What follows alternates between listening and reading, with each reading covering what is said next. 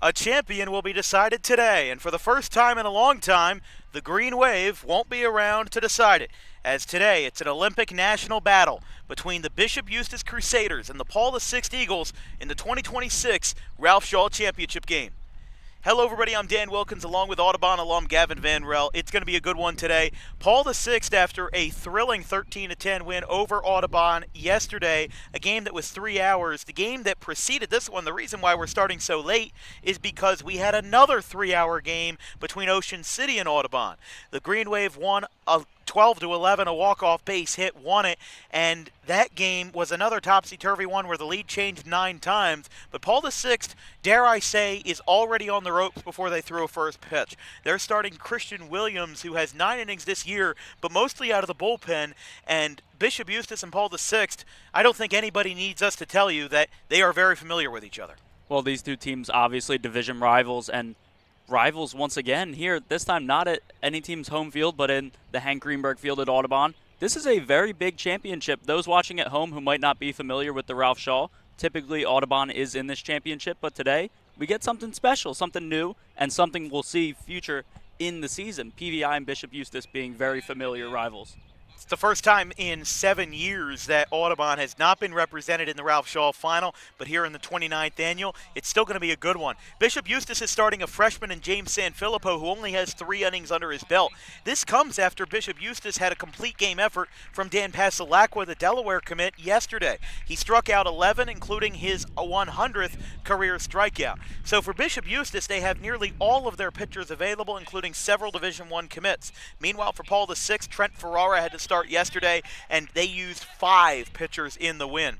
That's what I said yesterday during the broadcast, is that, dare I say, that Paul VI actually winning that game and being as close as they were with Audubon helps Bishop Eustace, because the more that they fought with Audubon, the more likely it is that Bishop Eustace has the advantage today. They have more or less the same lineup. In fact, they have the exact same lineup except for James Sanfilippo on the bump for Bishop Eustace. But for PVI, Christian Williams has the start. The only change in their lineup is that Dom DeGialianardo has the start in left field. But for PVI and Eustace, this is their second of 3. Usually division opponents play twice against each other, but these teams are going to meet 3 times in the same month. They already met early in April, Eustace winning the game 5-2. They'll meet for a third and maybe final time on April the 30th in Pennsauken. Well, Dan, I heard it as I was behind home plate watching the end of that Audubon game. There's a lot of confusion about what PVI is going to roll out here out of their essentially bullpen. There is no real starter today. I believe Christian Williams will be taking on the starter role of maybe you have a little reliever guy go in, take an inning, take 2 innings. He performed well against Eustace earlier in the year in their first meeting, so we'll have to see how that matches up today. Well, for Paul VI, before we go to break, I'll tell you, they're going on senior trip. They had to postpone several of their games this week, so we'll have to see. But you got to imagine anybody's on the line on this Sunday, because you're going to have a long break going ahead when you're in Orlando, Florida. But the Paul VI Eagles and the Bishop Eustace Crusaders will decide the Ralph Shaw Championship. PVI taking the field now. The anthem and first pitch will follow in just a moment.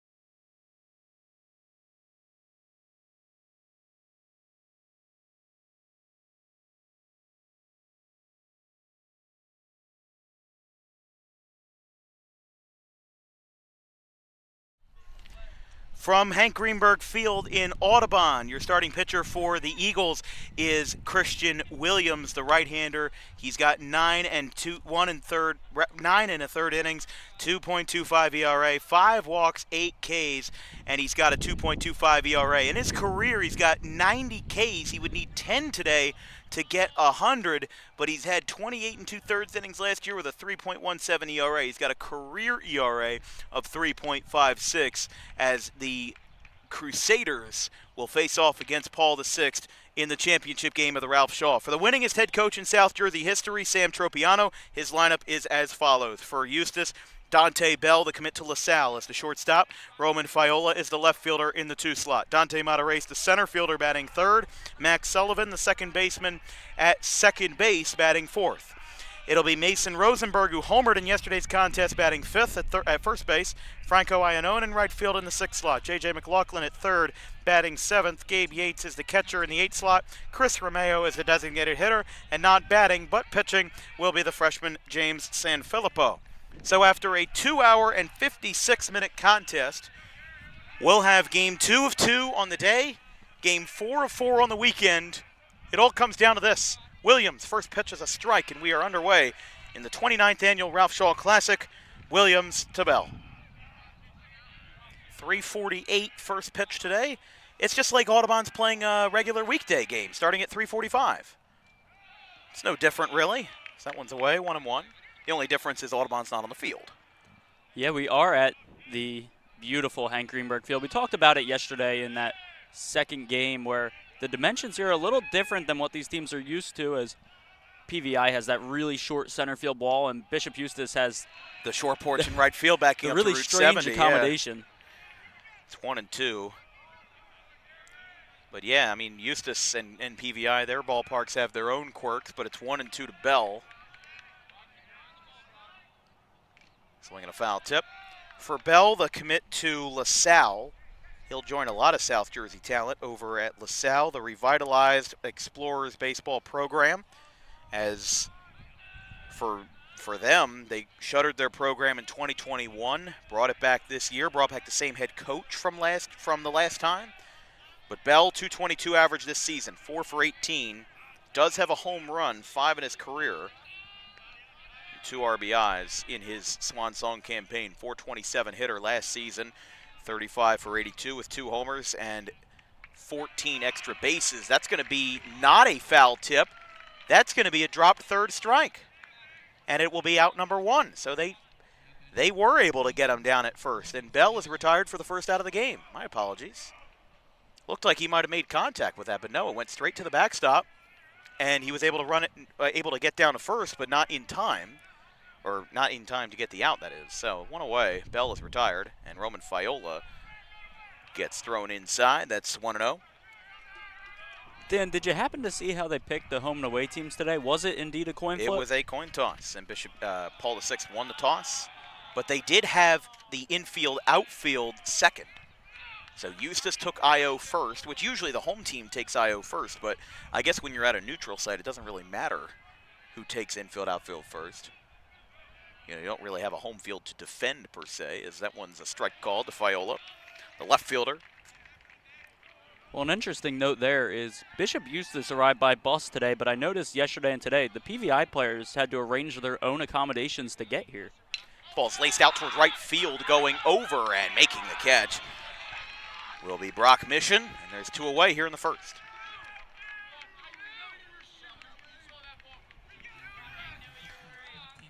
So Bell with a strikeout and a line out to right by Fiola, and here's Dante Matarese. Now I am told that he is either the nephew or at least some kind of relative of the comedian Joe Matarese, who has been on tour around the area, and he's got a lot of South Jersey related jokes and whatnot. A lot of them I can't repeat on the air, but he's a fun guy. I watched some of his stuff. He had a special on Comedy Central some years back, and trust me, I am a big stand-up comedy guy. So I think I saw that guy on my TikTok once or twice. Yeah, he's got he's a joke about Collingswood. Maybe? Yeah, because he makes a lot of jokes about Cherry Hill and where he grew up there. So The 0-2 to Dante Matarace is a line drive foul. Look out, Haran. That just cleared his golf cart. That almost hit Audubon coach Rich Haran as he was driving back towards the field. And it's 0-2. First three for PVI, Laro, Myers, and Shear. Fouled back over towards the third base line. Goes out of play.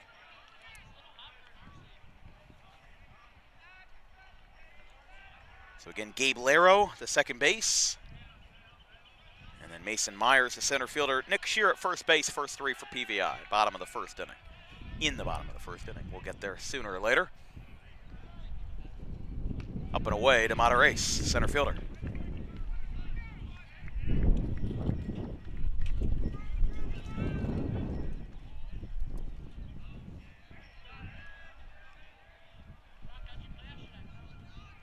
One-two. Swing and a miss. He got him. Christian Williams. Big strikeout from the right-hander. Strikeout number 92 in his high school career. He might not get to 100 today, but he'll certainly put a few chips in that chisel. As we'll go to the bottom of the first. First batter will be Gabe Laro for the PVI Eagles when we return.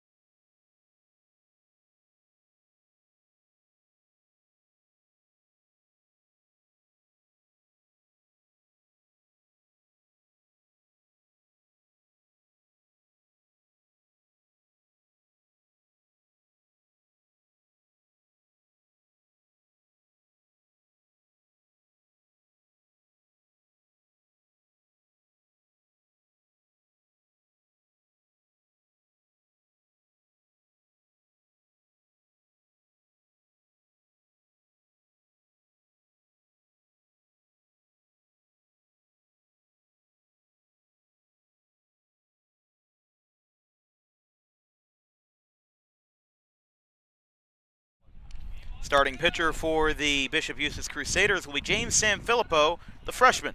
2 innings for him, just 1 appearance, 1 walk, 2 Ks, an ERA of 7, and a whip of 1.50. For the first-year head coach, Nick Gruber. Let's take a look at their starting lineup here for the ball game for the Eagles, as it'll be Gabe Laro at second base, Mason Myers in center field, Nick Shear is the first baseman batting third, Gabe Rogers, the catcher, who he was DH in yesterday's game, but he was the hero, the 3-run single to give PVI the lead. Caden Conway in the 5 slot, Don DeJalianardo in left field, Caleb Cassikert, who had the save yesterday in the 7 slot, Brock Mission in right, Cole Martin is the DH. So no changes except for DeJalianardo in left field in place of, it was Santino Vitruello yesterday, and Rogers and Martin switched.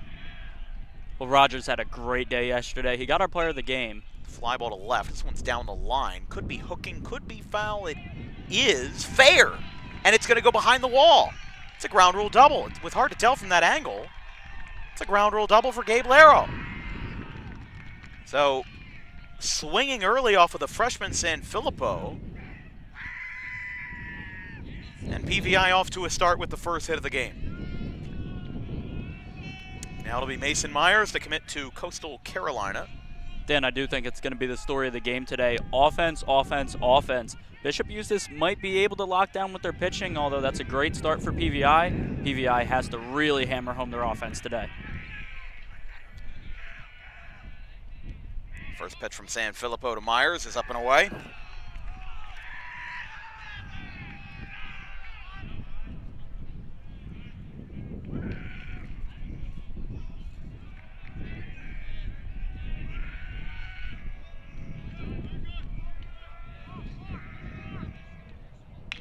This one's lined out to first, picked up Rosenberg tags the bag. Laro gets the third. Myers retired.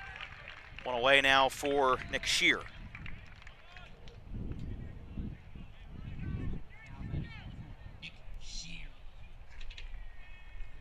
Well, a good chance here to drive in the first run of the ball game. Very early, too. 1 out to work with before you get into 2-out territory.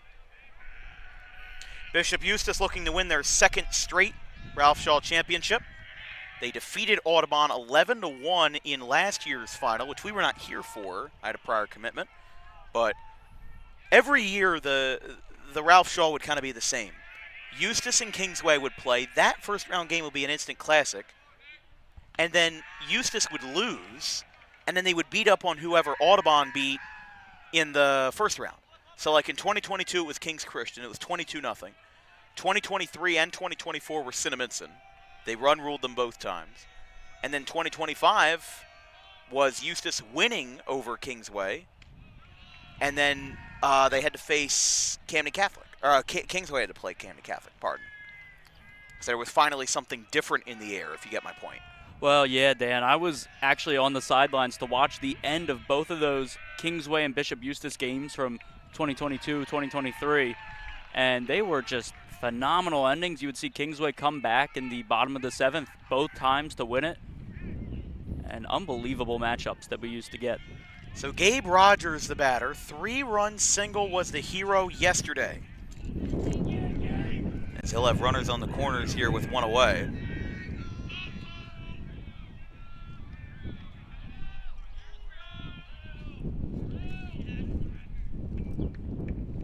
Trying to get some damage off of San Filippo.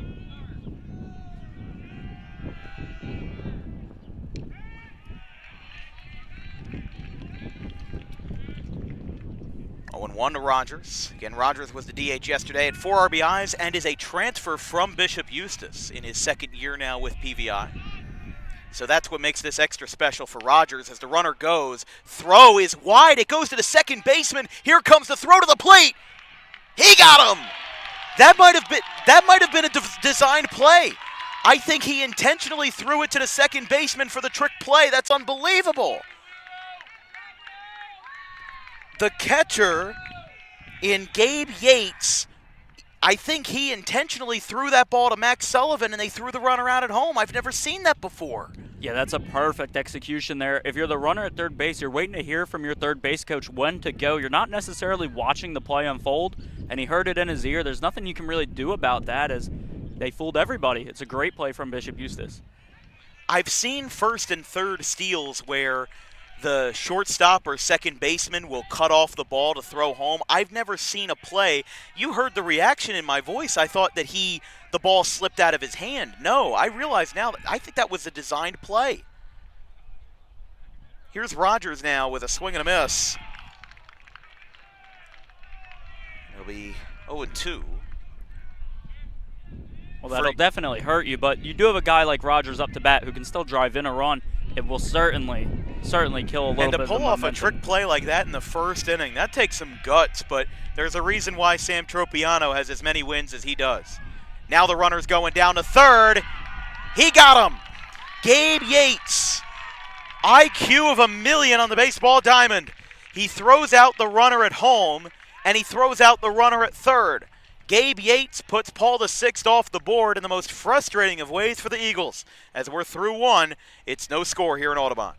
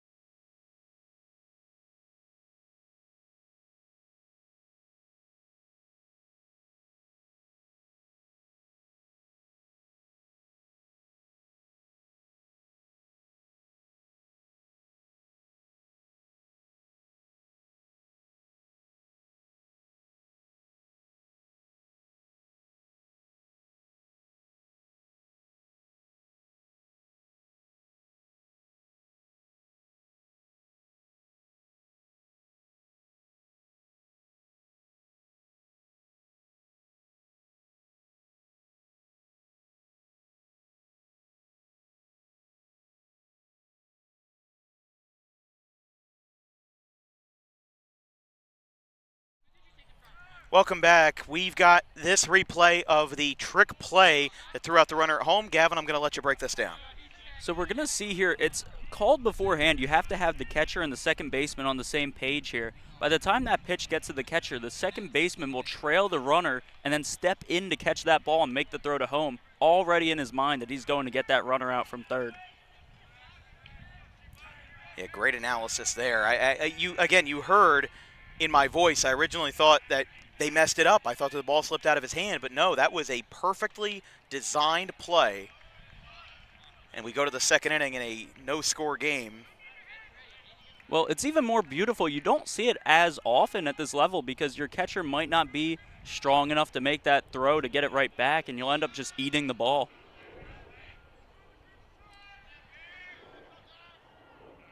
Fly ball foul.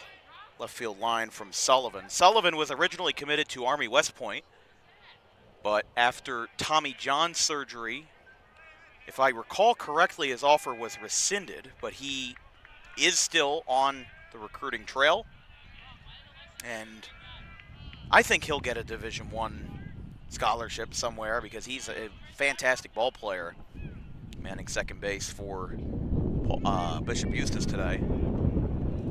But that's the thing with the American Service Academies is that, you know, not only do you have to be a good athlete, you also have to be in strong health, as there's a base hit to left.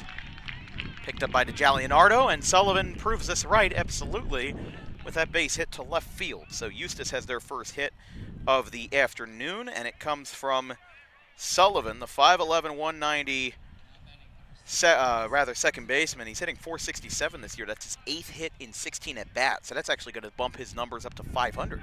Well, funny enough, Dan, you kind of touched on it in the last broadcast with Audubon and Ocean City about the service academies and how that works with eligibility. And funny enough, on top of that, some people might not realize you have to test in to get to these academies. You have to take the ASVAB test and prove that you are above the intelligence level for these military academies. Right. We were talking about the David Robinson story where he was, I believe, at Army. It was either Army or Navy, and he needed to, you know, he wanted to play professional basketball, but he needed to fulfill a service requirement. However, he had a huge growth spurt in college and became so tall, he grew about 5 or 6 inches in an off season, and he actually became too tall to serve in the academy. Yeah, that's one of the better stories that you can get out of it. Obviously, you hear the stories. One that comes to mind, funny enough, is comedian Shane Gillis, who was playing football for Army. He dropped out within 3 weeks. And I didn't know that. I mean, I watched Shane Gillis. I just didn't know that he played for Army. Well, he tells a funny joke where he was in during a wartime, so he's technically a decorated veteran college football player and SNL comedian. Huh. It's definitely an odd stat line. Throwback to first, not in time. So it'll be 2 balls, no strikes. To Mason Rosenberg, dealing with a runner on first and nobody out. Rosenberg launched a ball yesterday, cleared both fences. I think it's a strike called, 2-1. Cleared both the outfield fence and the track fence, and ended up in the middle of the track in right center field. That definitely capped off a huge run for Bishop Eustace, where they ended up having an 8-run inning in the 4th, and they won the game 11-1 over Ocean City. Throw back to first. He's safe. Bang, bang, play at first. Nothing there.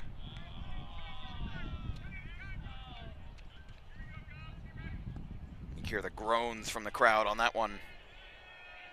Well, actually, Dan, I'm not sure that that's groans as opposed to Bishop Eustace fans trying to get into the right fielder's head there. Oh, I wasn't talking about that. I was talking about, I heard something on the pickoff. I heard, oh, you know, like they should have called him out. I didn't see it as well. I thought it was a bang bang play, but 2 balls, 1 strike. Rosenberg the batter, Sullivan on first. Williams is set. Runner gets a head start. He's going to go, and he flinched. He'll go down to second base. Sullivan, I think they're going to say that ball hit him. So he's going to get the base anyway, and we'll have first and second with nobody out. Trouble for the Eagles early, as the batter will now be Franco Iannone. But regardless of that play, that was an excellent jump there. He's already about halfway through by the time he starts sprinting. The ball was to the plate, and he was a quarter of the way left. Yeah, he immediately got off to a hot start, and then, he might have been 15, 20 feet off the bag when Williams delivered, and I think honestly seeing that in your peripheral, seeing it out of the corner of your eye, kind of makes you panic a little bit because you know the runner's going to go, and you got to make a good pitch so that your catcher and Gabe Rogers can throw the ball down. But in that case, there was really nothing he could do, and he ends up plunking the batter. And now he'll put 2 runners on here for Franco Iannone, another lefty in the order with J.J. McLaughlin in the on-deck circle. Eustace, a non-public B contender. PVI, a non-public A contender. There's a strike. In the 3 years that they had DM Phillips as head coach, Gary Sarno was there in 2021 and 2022. He's now over at Bordentown, although he is not currently coaching. He was injured during a preseason game, as we discussed on our podcast. But runner looking back, or Williams looking back at the runner. And that one is high. But Phillips took over in 2023. He coached there for 3 years, and in all 3 years, PVI had a first-round home game. They were the 8 seed in 23 and 24, and the 7 seed in 2025. They beat St. John Vianney 2-1. I remember one of the wildest games we ever covered was PVI and Pingree in 2024. It was the first round. Look at how deep the first baseman is on this bunt. It's foul. I mean, if you're Nick Shear, you're basically in the batter's personal space there with how close he was. It's halfway up the line, if not more. So what risk do you run if you're 30 feet away from the plate and Iannone pulls the bat back and then sends a laser right into you? Well, the odds certainly aren't 0 of that, and it's a little dangerous. It's dangerous. Yeah. It's very dangerous. You're putting your body on the line as he'll step off. Counts 1 and 2.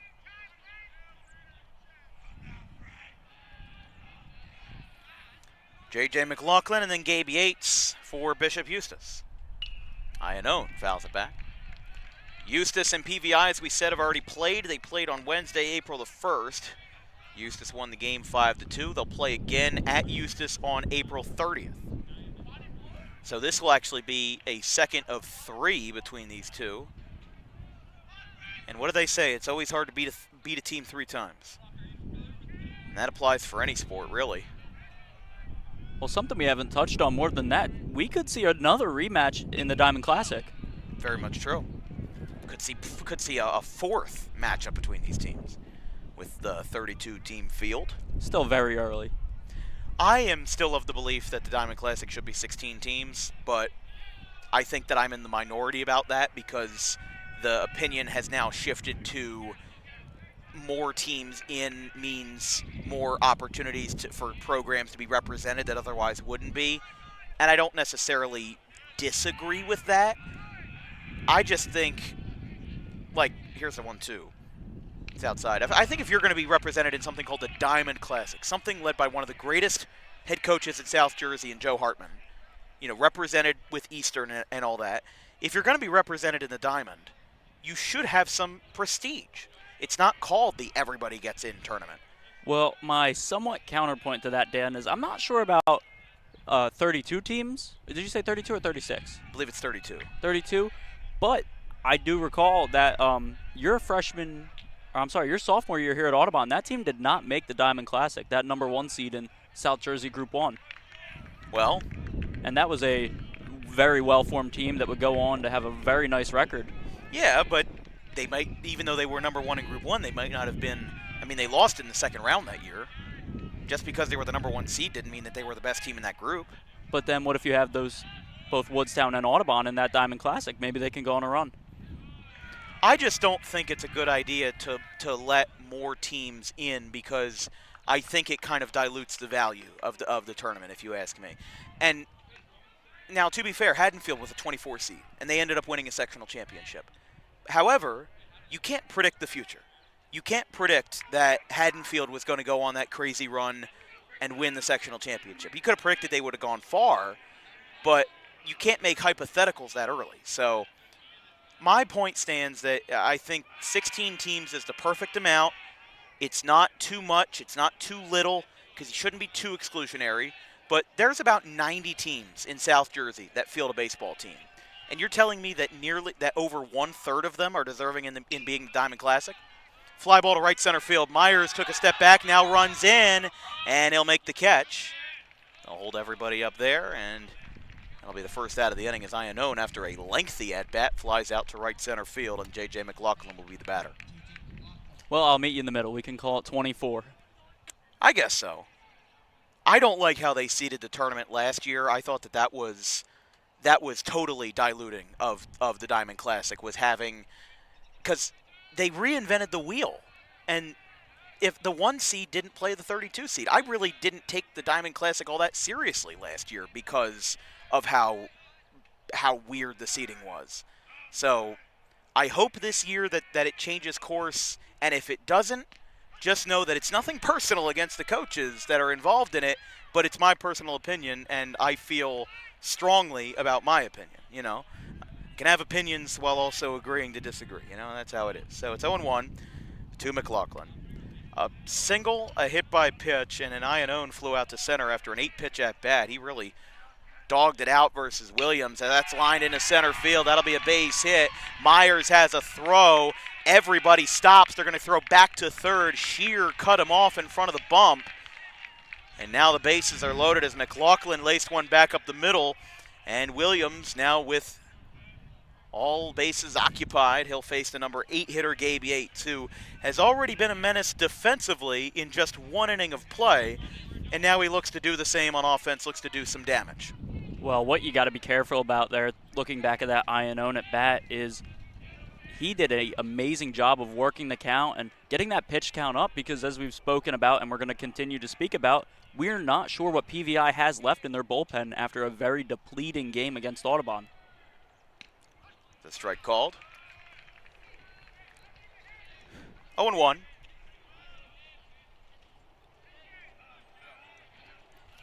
Yates, the catcher in today's contest, as he was yesterday.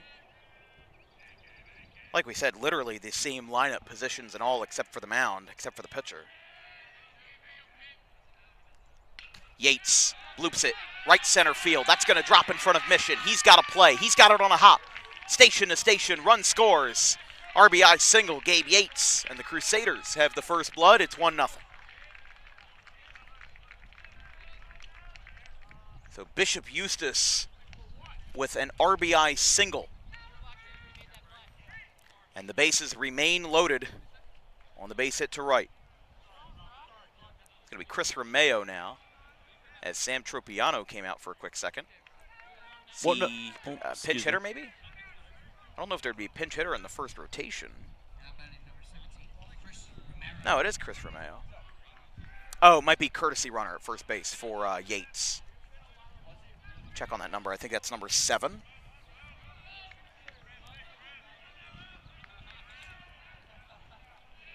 All right, that is number 7, which is Braden DeAngelis, rather. First pitch from Williams. Strike called. Great crowd on hand. Not a lot of gray seating on both sides. We've seen, Gavin, we were talking last year about, the attendance at the Ralph Shaw, and it was going down, but it was also because it was 45 degrees and overcast. So it's a swing and a miss. It's 0-2. But today and yesterday, beautiful baseball weather. It's been between 65 and 70 degrees. It'll be a precursor to the heat wave we're going to get this week. But it's 0-2, bases loaded, 1 away. Bishop Eustace with the first run here in the Ralph Shaw Classic. Jammed on the ground, foul down the third base line. Everybody will send back. And still a 2-strike count to the number 9 hitter. But still, 6 batters for Bishop Eustace. 4 of those 5 have reached base so far. Yeah, you really do have to be careful here. If you get too deep into this lineup, they can really hurt you. Once you get back to the top, you get Fiola, you get Sullivan. He does get him on strikes, though. 2 away. And, of course, Dante Bell. You do have to be careful with bases loaded. The deeper you get into it, the more your bullpen gets hurt.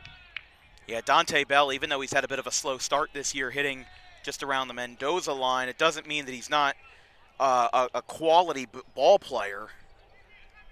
You know, we've seen that he's very much capable of providing good at-bats and getting clutch hits, but we'll see Bell now at the top of the order with the bases loaded. Chance to get a little bit of a sticker on this game as a strike is called. Paul VI will bat 4, 5, and 6. Rogers will restart his at-bat after the heroics of Gabe Yates on defense. Then it'll be Rogers, Conway, and DeJalianardo. Strike called, 0-2. This will be really interesting if PVI can hold Eustace to the bases loaded on this one run, because even though PVI used 5 pitchers yesterday, Christian Williams may have to go several innings today to stave off, to fend off these Crusaders, and that's not an easy task to do. That one's up and away, 1-2. Well, we have a small sample size to work with Williams' previous outing against Bishop Eustace, but it was fairly successful. He did a good job in that one inning, and I'd be interested to see here. He's done an all right job. If he can get out of this, it's very encouraging for how long he can go further into the game. Would absolutely be encouraging, but he'll have to get one more strike to do it. The 1-2, floated, right field line, sliding. He made the catch. Was he in the boundary? Yes.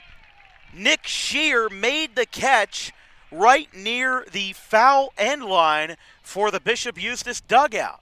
They're going to say that was in play, and I don't think Sam Tropiano is going to argue it. We're going to go to the top of, or check that, the bottom of the second inning with a 1-0 Bishop Eustace lead.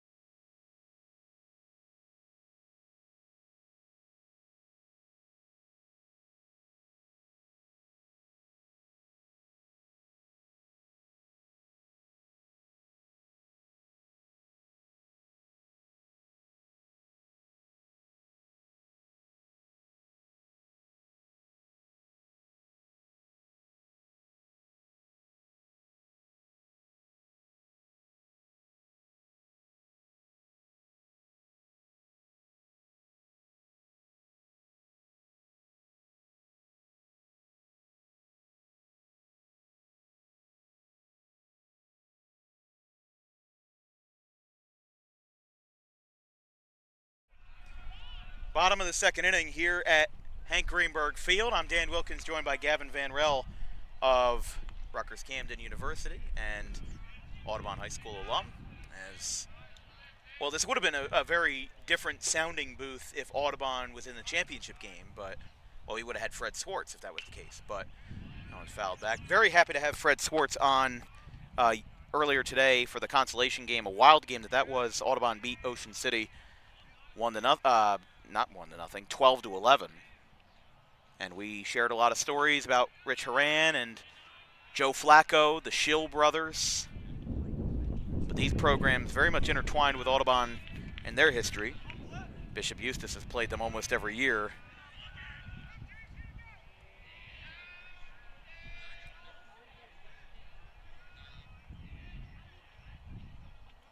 From San Filippo, that one's outside to Rogers. 4, 5, and 6 for the Eagles, starting with Rogers, and then Conway and DeJalianardo. Rogers was the hero yesterday, had 4 RBIs, including the 3-run single. Ground ball to short. Bell has it on the run. It is scooped, and the first base umpire says that is in time. So there's one away as Rogers, the transfer from Bishop Eustace, is retired. And it'll be Caden Conway, the third baseman.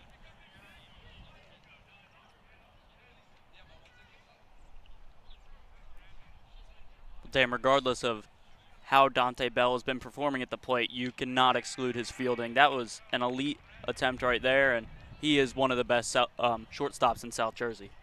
Oh, absolutely, and that's why he's headed to LaSalle. I mean, there's so many programs now that these kids can go to, with LaSalle popping up, and obviously the community colleges and JUCO and the Division IIIs and the NJAC. There's not too many schools in South Jersey. You know, you may be stuck with going to a North Jersey school, but there's a swing and a miss there. And it'll be 2 away as Sanfilippo, a freshman with only 2 innings under his belt going into today, has a strikeout. That's actually going to be his first of the day. And there's 2 away now for DeJalianardo. Strike called. Well, his off-speed has worked really well for him today so far. I'd be very confident that he's going to continue using that as his opener pitch and then work it with the fastball. 1 ball, 1 strike to DeJalianardo. Left fielder in the game for PVI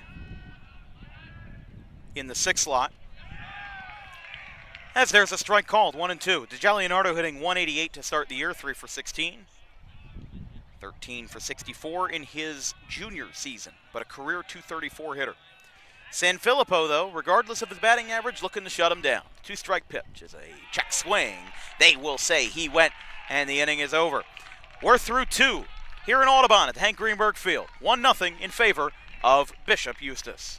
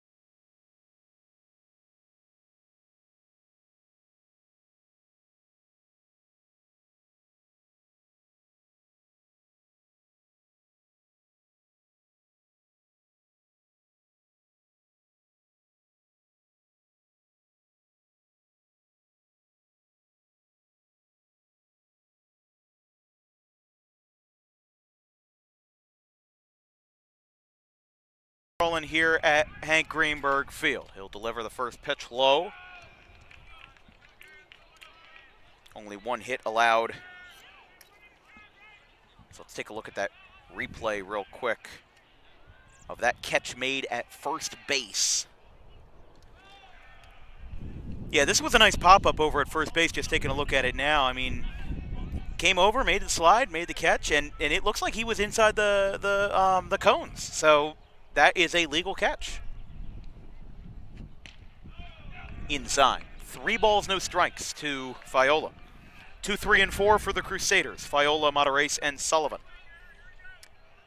And for us, 2 games after today this week, before a long weekend off, there's a strike called. We will have Burlington Township and Northern Burlington tomorrow. David Cohen and I will be on the call for that one, and then Cumberland Highland on Wednesday. That one's just over the, that hit the door of the cooking truck. I think that truck also doubles as an equipment truck for the marching band, if I'm correct. But that truck's got to be 30 years old at least. Well, there is a sticker on it that says Audubon Public Schools, and it's a little more faded than any street sign you'll see around here. It is certainly. It's definitely a trooper. Certainly old. If it's worked this many Ralph Shaw tournaments, it's taken its fair share of dents, you know. Fiola walks, and Matarace will be the batter.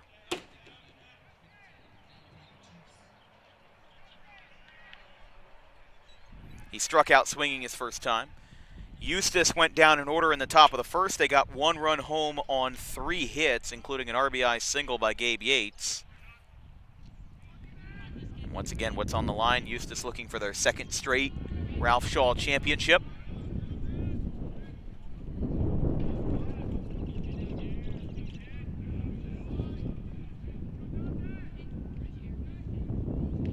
Outside.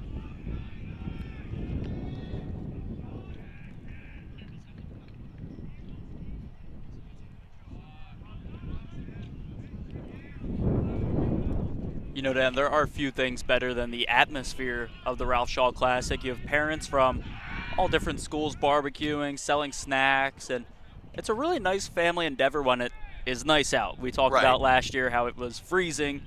It was really brutal with the overcast and cloudy skies, and looking back the year before that, though it was colder and the sun was out, we had a little more people. And this is just the perfect storm. I mean, there's no threat of rain. It's maybe a little bit windy, but it's not so windy that it affects you from leaving the house. You know, it's just so wonderful today and yesterday. There's people walking on the track. They're walking with their dogs on the quarter-mile track. That's 1-0. Another throw over to first. Reminds me of the times in high school when we would be out on the track in gym class, and there would just be some random person running around the track in the middle of the school day, and nobody stopped them from running. They were just allowed to do it. 1 ball, no strikes. 2 throw over the first for Williams, although there is no limit on how many times you can disengage. And one pops out of the glove, goes behind Rogers, kicks off the wood. He will not have a throw. Standing in will be Roman Fiola. Yeah, I do remember times like that, Dan, with the track. Technically, when the school day is going here at Audubon, there's no gate preventing you from getting on the track. So you would see anyone from around the town. Maybe you're retired and you just want to take a stroll, or you have a stroller and you're walking your kid around. Yeah, it was definitely one of those interesting things. That it was definitely interesting. Like, you know, there was just an open gate where you could walk out on the track in the middle of the school day. There's a swing and a miss. It's 2-1. Sullivan, Matarace struck out swinging in his first at bat. Sullivan, who's on deck, he had the first run scored, started the rally to lead off the second. And for Matarace, a 6', 180 junior, hitting .350 this year, 7 for 20. Strike called, outside corner. Already has a home run this year. Homered in their upset win over Cherokee, 7-1. He recorded 2 hits apiece in their wins over PVI and Middle Township. Their season started with a 9-3 win over Springside Chestnut Hill Academy. That's a mouthful, but they won the game 9-3. Beat Cherokee 7-1, beat PVI 5-2. Their 2 losses were to St. Augustine on Saturday the 4th and Cherry Hill West on Tuesday the 7th.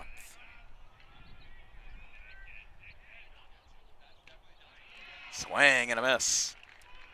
Williams strikes out Matarace for the 2nd time.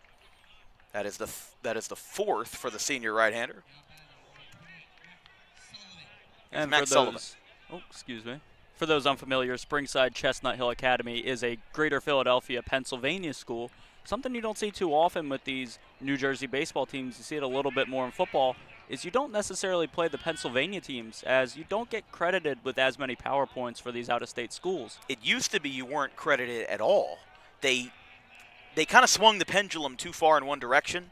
They made it so that they were it used to count as normal, and then they made a rule that said that they didn't count at all, which prevented a lot of teams, I think it was 2023, from even going on their vacation trip, whether it was to Ripken Experience in Maryland or to Myrtle Beach or to Wide World of Sports at Disney World. It kind of prevented them from doing that because why go and why spend that money if it doesn't count? Now I think the I could be wrong, but I believe the NJSIAA kind of switched course at least partially, and now you get something for it. You get the equivalence of a 500 team. So I believe it's with the new PowerPoint system, you have to play a certain amount of games, and then your points are set for what it was in that first amount. I believe it's 7-7. Okay. Is the record of every out-of-state team, regardless of how good or bad because they there's are. no way to judge every out-of-state team that you could possibly play. Mm-hmm. So it's better to create a baseline. There's a ground ball out to short. Throw across. Is in time. Moves the runner to third. But a solid play by Caleb Kasikert. Is out number 2. And that brings up Rosenberg.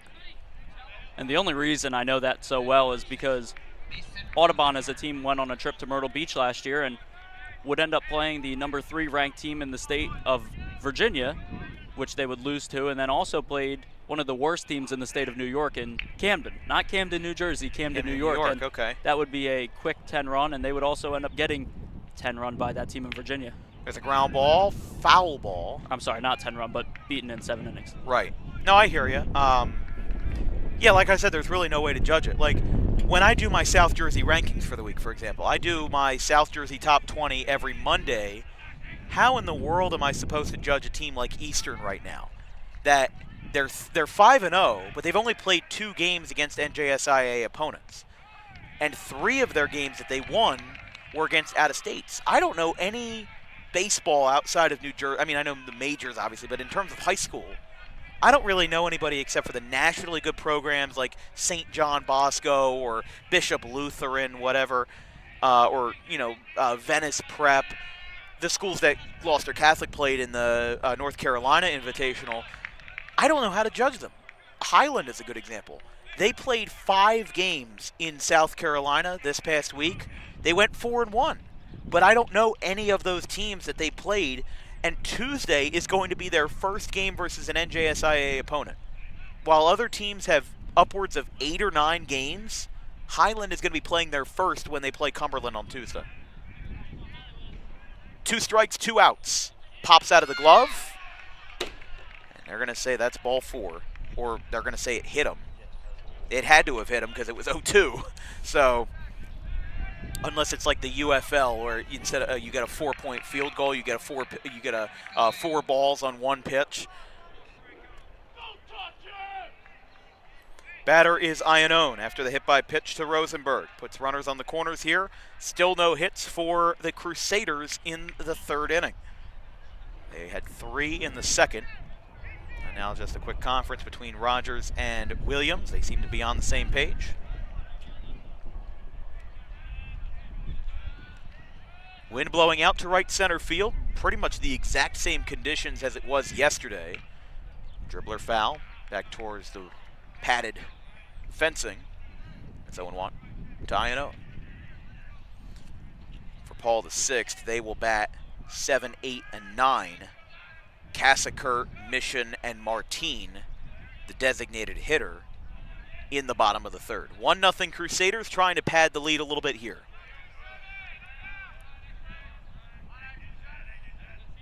Swing and a miss. Runner goes. And okay, just take your time, buddy. He'll just walk down to second.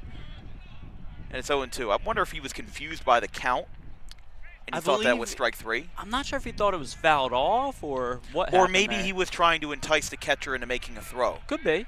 Trying to, play a little game of chicken. Line drive. Base hit center field. Myers has it. Picks it up on a hop. 1 run scores. RBI single. Franco Iannone. And it's 2-0 Bishop Eustace. It's a really solid at bat there, and Eustace as a whole this inning have been putting together really strong and long at bats, which is going to string out Williams as a pitcher. You got to be careful. So far, nobody moving in that PVI dugout, which is good because you want to have that trust in Williams that you can give him some runs and you can keep him in here as long as he needs to go. Yeah, I think with Williams, I mean, he's already up over 60 pitches, but I feel like you got to let him ride for as long as he can because, this championship's on the line, and then you don't really play next week because you're on senior trip. Nick Gruber told me they actually had to cancel several games on their schedule because of a senior trip, which makes sense.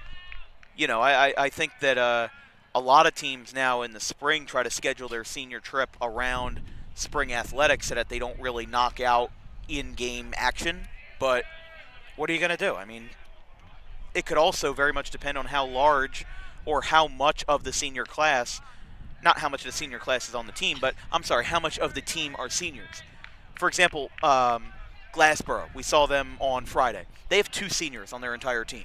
You can probably go on senior trip and deal with the rest of the underclassmen. But if you're a team like Audubon from last year who had 13 seniors, it's probably not a good idea to play meaningful ball games without them there. Yeah, well, I can tell you just from that exact example. You were one of those 13? I was one of those 13 seniors, and we had 2 scrimmage games against teams that if we were to play them in the regular season with our full lineup, it might be a bigger score than usual. And we had those younger guys who you're seeing earlier today play. We're getting those reps in those scrimmages. It's good. It's a good point because, teams have played without their seniors, but it's a year-by-year basis. If you have a team that has no seniors at all, why not? Why not try that? Why not try to, minimize the amount of time you waste? As that ball skied left field, Giulianardo took a step back. He'll take a step in, and he'll make the catch. Tough play there. I think he was fighting the sun. Audubon had those troubles as well, and now PVI can tell you, well, now I know how you feel. Bishop Eustace gets a run across on an RBI single by Franco Iannone. We go to the bottom of the third, 2-0 Bishop Eustace.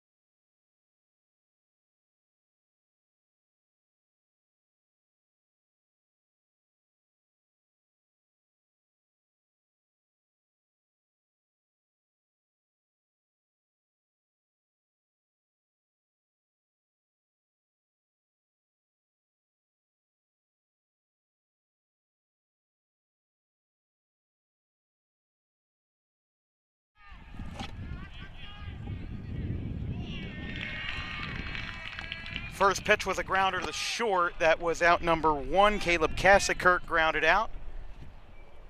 And Brock Mission, the 8-batter, will hit for the Eagles. Well, that at-bat got underway and over real quick. We weren't even back on the air. I had to walk back. Well, remind me not to take a side quest in the middle of the broadcast. But Brock Mission, the batter. Right fielder for the Eagles.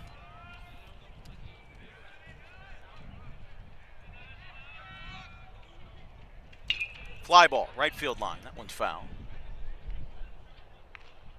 Well, if you're Eustace, you do want to limit the size of these at-bats so you can get that offense right back out there and continue to hammer on Williams and just try and knock him out of this game. Like we said, over 60 pitches. So Yeah, you don't have to blow them out. You just got to get convincing at-bats and convincing runs. That one misses.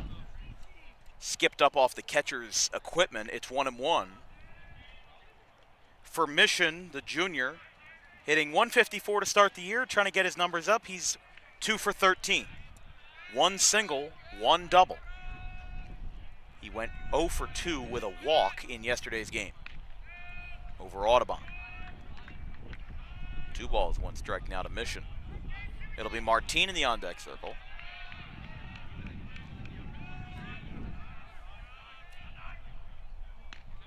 That one is high. So if you can draw a walk here at the bottom of the order, and if Martin can move you over, because Martin had some hits yesterday versus Audubon, if you're able to move those runners over, that might be pretty good for PVI to transition into the top of the order. With Laro, who had that leadoff double. Counts now full. Just over 30 pitches, though, for Sanfilippo, and that is ball 4. So that's the second walk allowed by the freshman, and Brock Mission, his mission will be to score and put PVI on the board as they trail by 2. Martin, the DH, now the batter.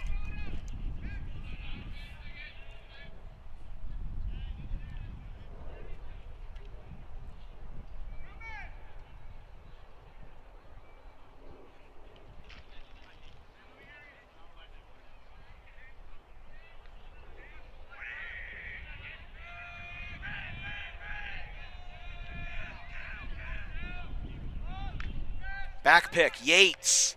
Not in time. Close call, but no cigar that time. One of the best things about baseball as a whole, Dan, is though you might get a little bit of open air, you can hear some of the coaches coaching, or you get that little bit of audible from players back to their teammates that you might not hear in other sports like maybe football, where you're so far away from the broadcast that you might not even be able to get all those audibles. Yeah, that'll be it's one of those things where just sound reverberates at this field so differently, but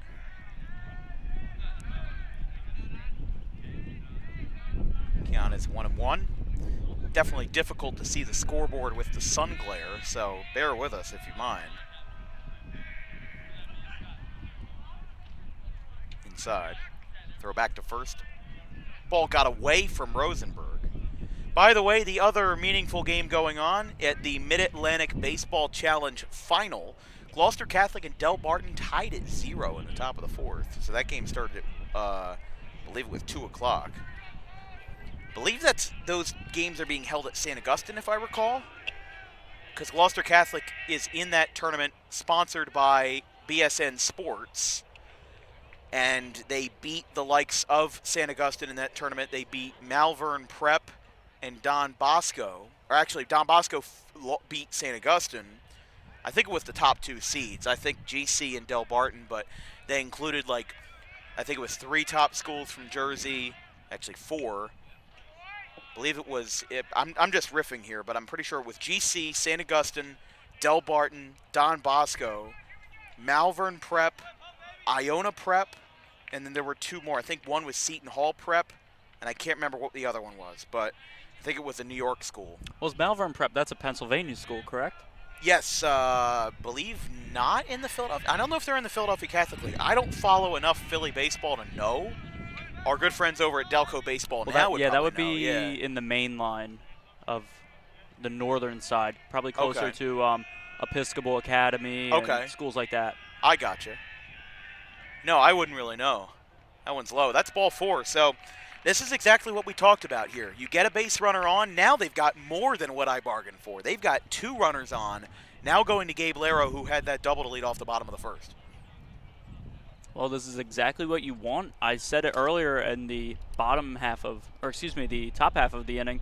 You want to try and at least get 1 run across so your pitcher Williams feels a little bit of, my team's got my back here in this case, and I can keep shoving. I don't think the issue is whether Williams thinks or not that his team has his back, because I think as a teammate at this level, you are almost always of the belief that the team has your back. It's whether or not the team actually delivers and gives you the run support. you know that they're trying. You just know that that they're putting in that effort. It's just whether those results are coming through, that's a different story. So we'll go back to action here with Sanfilippo, the freshman, on the mound. Again, only had 2 innings prior to this start.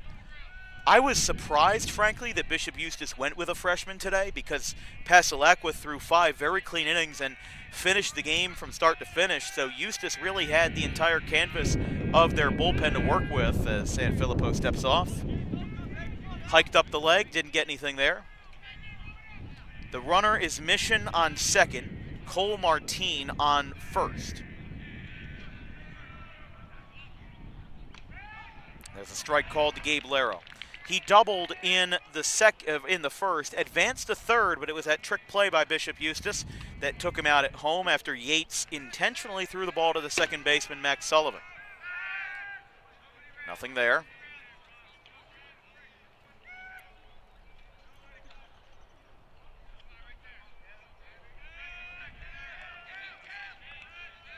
No balls, 1 strike. Line drive, right field. Gabe Laro gets it in the gap. Split perfectly like sliced bread. Here comes Iannone. He'll get the throw down. 1 run is in. Relay to the plate. Sullivan shuffles. It's not in time, and we're tied. Gabe Laro, second double of the game, and it goes right in between Matarese and Iannone. It's 2-2. That was a beautiful piece of hitting. You couldn't have asked for more, and Gabe Laro's just made this a new ball game in the third. Well, on the weekend, we're 2 for 3 in games being just electric and great, and I think we might be in for 3 for 4. I wouldn't doubt you, Gav. I would not doubt you, as batter will be Mason Myers. That one is low. Laro holds. Good stop by Yates that time. Again, later this week on DWB, or I guess entering the new week, we'll have Burlington Township and Northern Burlington on Monday, and then Cumberland and Highland on Wednesday. Oh, he threw it to second base. Nobody was there. Here comes Matarese. Throw to third, not in time. He literally threw it in between Sullivan and Bell. Nobody was there. That is a play that, if I can describe it in one phrase, it's un-Eustace-like. That is a play that you will rarely see botched by the Crusaders with how tight of a ship they run. And now the infield's meeting to discuss what in the world just happened and how do we prevent that from happening again. Well, funny enough, Dan, that in some cases can actually also be a trick play, but the center fielder has to be in on it and know to be a little further up. Yeah, you got to be way further in to make that happen. So I'm not sure if that was the intention and the center fielder didn't get it relayed to him. No, because I saw after the play, Max Sullivan put up his arms like, what was that? Like, there was no signal. Because if you're a pitcher, you got to look back at least once to your guys and see that they are or aren't holding the bag. As Myers, fly ball to right. This is a mile high. Iannone steps in. He'll make the catch. Runner tags. Here comes the throw. It's on a line. He is safe. Ball came out. Sac fly to right. PVI leads 3-2. Well, I think if PVI wins this game, I might be lit up on social media for saying yesterday that PVI may have run out of gas, may have run out of luck. But game's not over by any means. We're not even halfway into it, but a 3-run frame for PVI. This is a very impressive showing by the Eagles. And when we say run out of gas, we're certainly not talking about this offense that has been electric the past 2 days, but as that depleted bullpen, which, for lack of better words, is completely depleted. You do have to rely on Williams here to get you across a few innings and see what you can salvage in these later ones. But the depletion does not apply to the team. There's no doubting, if you saw yesterday's broadcast, that their offense comes to play every day. Oh, absolutely. And Eustace and PVI, some of the best non-public teams in South Jersey, and PVI is trying to get a new beginning with Nick Gruber. I said on our podcast a few weeks ago, I said, listen, This transition from DM Phillips to Nick Gruber is the best coaching hire that you could have if you had to make a coaching change, because Gruber was the #1 guy. He already had coaching experience. He's a minor league player. He was drafted by the Red Sox in 1995, came out of Haddon Township High School. He knows this area and this program like the back of his hand, and there's a swing and a miss from Shear to end the inning. PVI takes the lead on a two-run double by Gabe Laro and a sacrifice fly by Mason Myers. We go to the fourth, 3-2 Eagles.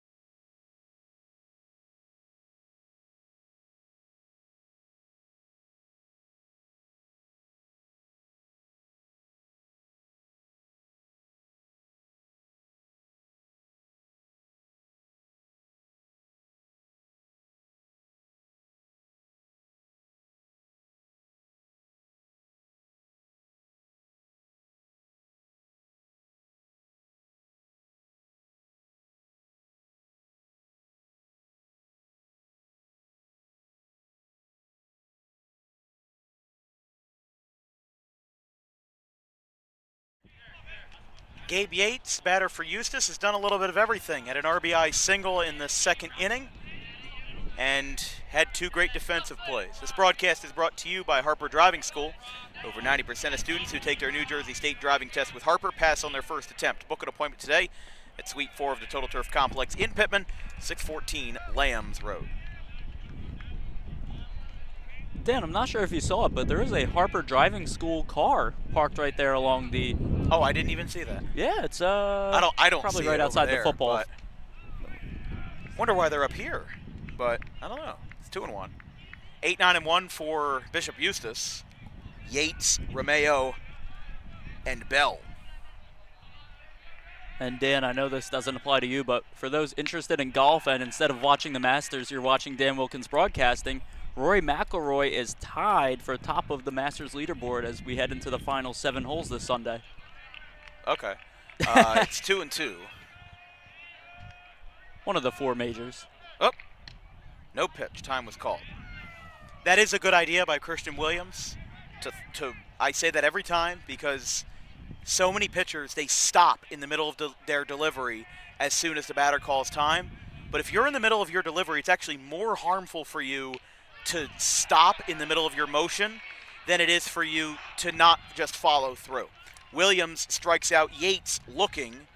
Yeah, that's going to be strikeout number 5 for Williams. I agree with that very much, Dan. That's why a lot of batters don't get their time granted because they call it way too late. And they try to play the guessing game, absolutely. And it really can hurt you as a pitcher if you hold back on that throw. You're putting all your motion into something just to stop.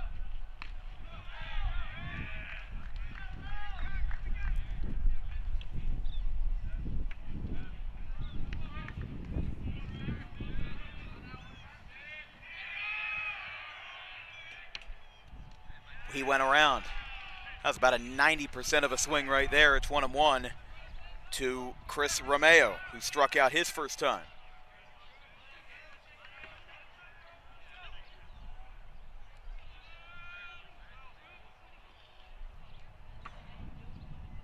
That one's up. 3-2 Paul the Sixth over Bishop Eustace here in the Ralph Shaw Championship game. If you have any questions or comments about tonight's broadcast, drop me a line at thedanwilkinsshow@gmail.com. I can say that we're going to get a new email address soon because Gmail is now allowing you to change your email address. Really? Without having to create a new account, which is great. But it's not finalized yet. So that is in the description of our YouTube video, TheDanWilkinsshow, the strike called. And we do not get paid for many events, including this one. If you'd like to make a contribution to Dan Wilkins Broadcasting and support the careers of aspiring sportscasters and sports media personnel in South Jersey, you can send anything you'd like to our Venmo at DW Broadcasting. No spaces, no hyphens, and of course, not required. But I'll tell you right now, my color commentator, Gavin Van Rel, freshman at Rutgers Camden, studying accounting. Okay, so tax accounting. But you still want to be in sports broadcasting? Yes, I do very much enjoy it. It's something I've been doing since I was a kid. But what I will say is that one is outside for ball 4. Our producer, Vincent Focht, a sophomore at Camden County College. He is right now an intern at 97.3 ESPN Radio in Atlantic City. He was able to get that internship partially through the fact of his work with Dan Wilkins Broadcasting. So he's off to a great start. He hosts radio shows with Camden County, their sports shows and their morning shows. So it's proof that being with Dan Wilkins Broadcasting and supporting Dan Wilkins Broadcasting helps fuel broadcasting careers. I myself am a second-year student at Rowan College of South Jersey in Gloucester County. I will be taking my talents at one point or another, when everything is straightened out, to Rowan University to study sports communication. So, of course, not required, but I say it once a game. You can send anything you'd like to our Venmo at DW Broadcasting. No spaces, no hyphens. Throw back to first, not in time. We had a pinch, or rather courtesy runner over at first base. That is number 24. Well, I didn't know about that Gmail thing, Dan. That's a interesting topic. That's Miles topic. Balmorris running at first. So after the two-out walk, there's a strike called to Fiola. How long has it been the Dan Wilkins Show? That's 2020. Ah, yeah. Checks out. Excuse me, to Dante Bell, leadoff man. Throw back to first, not in time. Because there is only one out in the inning, so it was a strikeout looking and a walk to Romeo with Balmorris running. So because Romeo is the DH and not the catcher or pitcher, that does count as a substitution, meaning he can re-enter the game once. And I will tell you, Christian Williams is insistent on getting him off of first base. They want to get him out right away. And you won't see that on the pitch count, but it certainly adds to the wear and tear of a pitcher. Especially when you're jumping off that mound and making the quick motion to first. There's another one. We might as well zoom out the camera and put first base and the pitcher's mound in view so that you can see if he throws over again.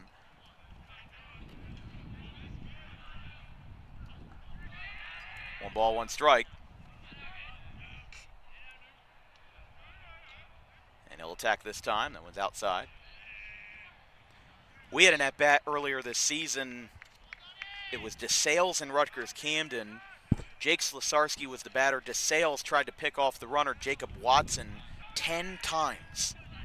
And it was a 9-pitch at-bat that had multiple timeouts by both the pitcher and the batter. And there was an offensive timeout and a pitching visit. The at-bat as a whole took 9 minutes and 30 seconds and ended with an RBI single.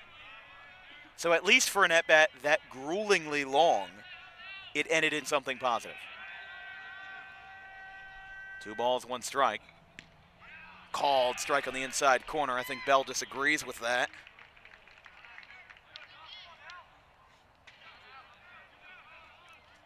Not too many complaints this weekend about umpiring. As the AD here at Audubon, they always find a good way to get some of the best umpires in South Jersey to this tournament, as it is one of the premier ones this early in the season. Outside. Well, just as you say that, that's a call that PVI disagrees with, but it's 3-2.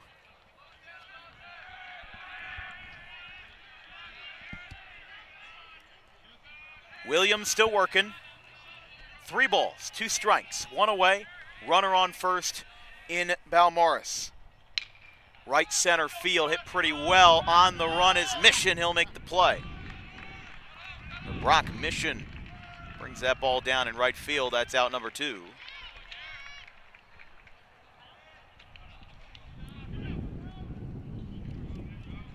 So Dante Bell, after a long at bat there, but mostly long because of the pickoff attempts, flies out to right. He's now 0 for 3 in the game. It's the second out, but here's the thing, though. We talk about in the major leagues. How do you handle your third rotation of the order as a pitcher? Because when every batter has seen you twice, that could create some problems. You know, you get harder contact. Everybody's kind of working together. They're seeing what you throw. They're seeing what you're able to accomplish. And I think, honestly, if you're Nick Gruber here, I wouldn't be surprised if they make the change, because now that you're in the lead, you have some breathing room. Now, 1-run lead is not breathing room, but leading at all versus Bishop Eustace, I think, is enough to say that you can try to use one of your guys, because right now Williams is up over 83 pitches. But like I said, PVI, to my knowledge, doesn't care because they have the senior trip. So they don't need to worry about the pitch count, because he can rest when he's, you know, having a Dole Whip in Epcot. You know, he can rest anytime next week. Well, it looks like number 5, Anthony Cecilia, is warming up in that bullpen there for PVI. It's hard to tell because we are so far away from that bullpen, but right. It is a single-digit number. That looks like it's number 1, Mike Finelli, warming up. So it could be one of those two, either Anthony Sasala or Mike Finelli. Finelli had some at-bats and was the first baseman yesterday. Here comes the throw down. It is high, and the runner is safe. That wasn't even a bad throw from Rogers there. The ball just skipped in the infield, and while down on one knee, the shortstop had to reach up with his glove to grab it.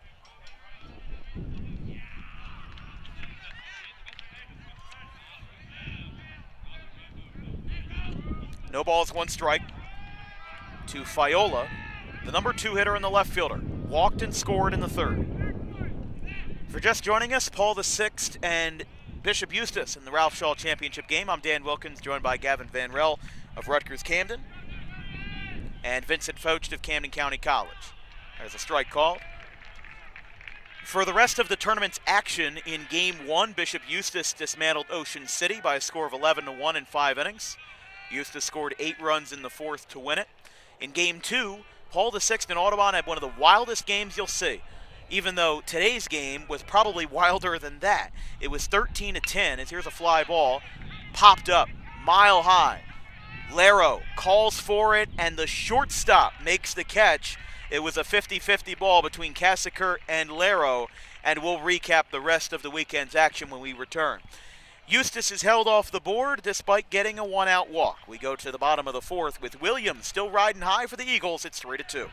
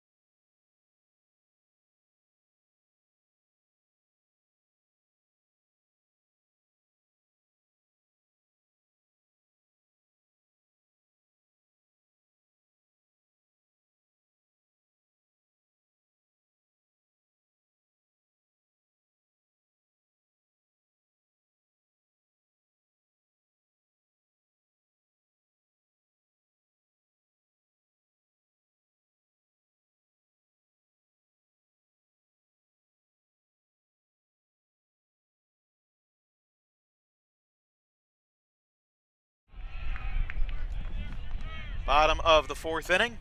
New pitcher is Cooper D'Alessandro for Bishop Eustace, as he'll face, well, gets a quick one there. It's got to be 0-2, I believe. Yes, 0-2. Rogers, Conway, and DeJalianardo for PVI. 4, 5, and 6, dead smack in the middle of the order. Pops out of the glove of Yates.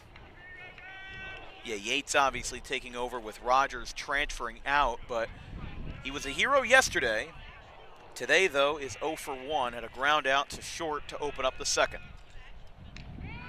Strike 3, outside corner. D'Alessandro with his first strikeout, and it's looking to Rogers. 1 away.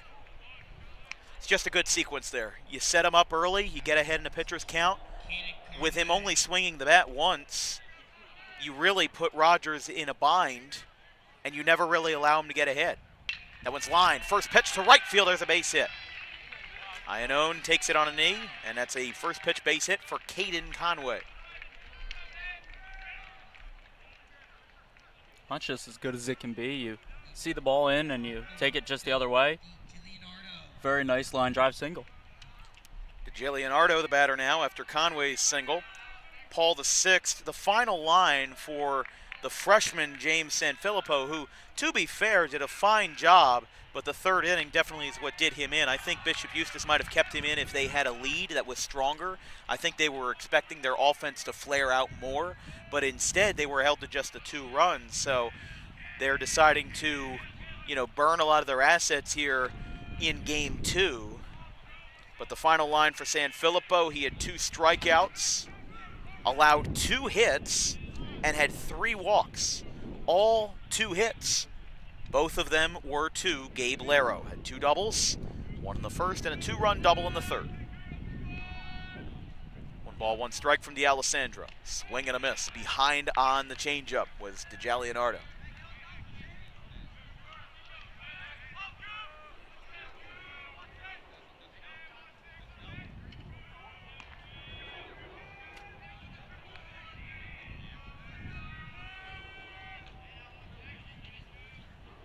Throw back to first, not in time.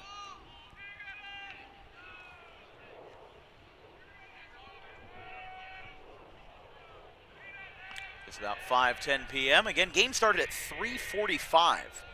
45 minutes behind schedule, but it wasn't really their fault, as that's going to be a base hit that drops into left field.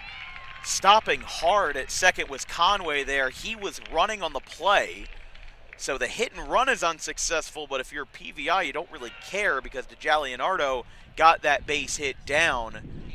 They were also worried, I think, because that ball was sinking in to the left fielder, Roman Fiola, and if he caught that, he would have had to skedaddle back to first right away. And that would have been a chance at a double play. So the fact that they are moving along helps here. Ground ball. Through Bell.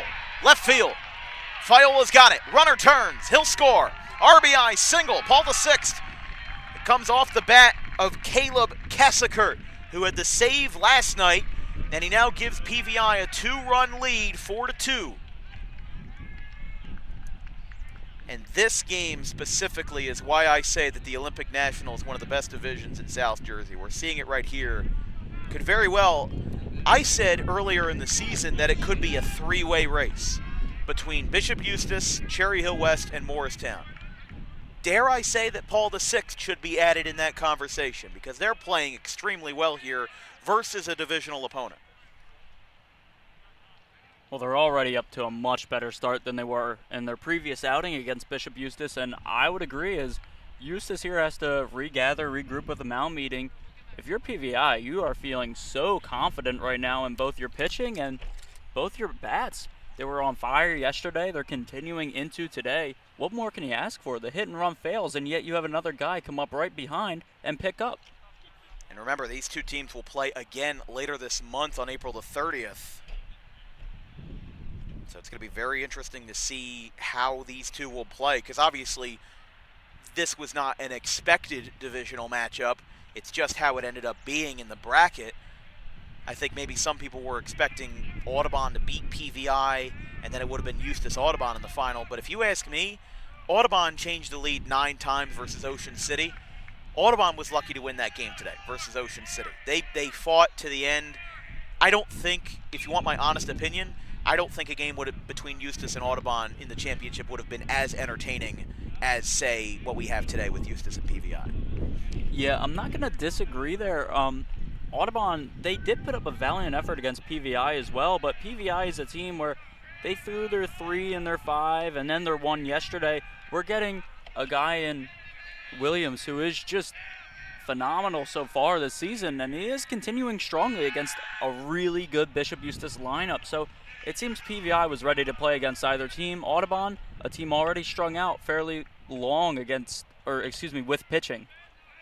Yeah, we'll have to see, because Audubon used so many pitchers yesterday. They used 4 today, including Joe Waller, who pitched yesterday and today. They improved to 3-2 with the win, going into 2 key divisional or conference matchups this week. They travel to Haddon Township on Wednesday, travel to Haddon Heights on Friday. D'Alessandro looks back. And the 0-2, swing and a miss. And number 2. Even more interesting than that for Audubon is they had to start a guy in Cade Schofield who doesn't typically pitch. He's only pitched 1 time before in his high school career, and that comes when having one of your aces, Matthew Brogley, out due to pitch count. So you really had to work around, and I'm not sure what would have happened if Audubon would be playing Bishop Eustace right now. That's a good question. This ball's hit well. Not that well. That's a right center field. A lot of races there, and the inning is over. Paul VI gets a run on an RBI single off the bat of Caleb Cassikert as the 6 batters enter the game for the Eagles. When they come to bat next, they'll have their 1, 2, and 3, but they now extend their cushion to 2 runs over the Bishop Eustace Crusaders after we return.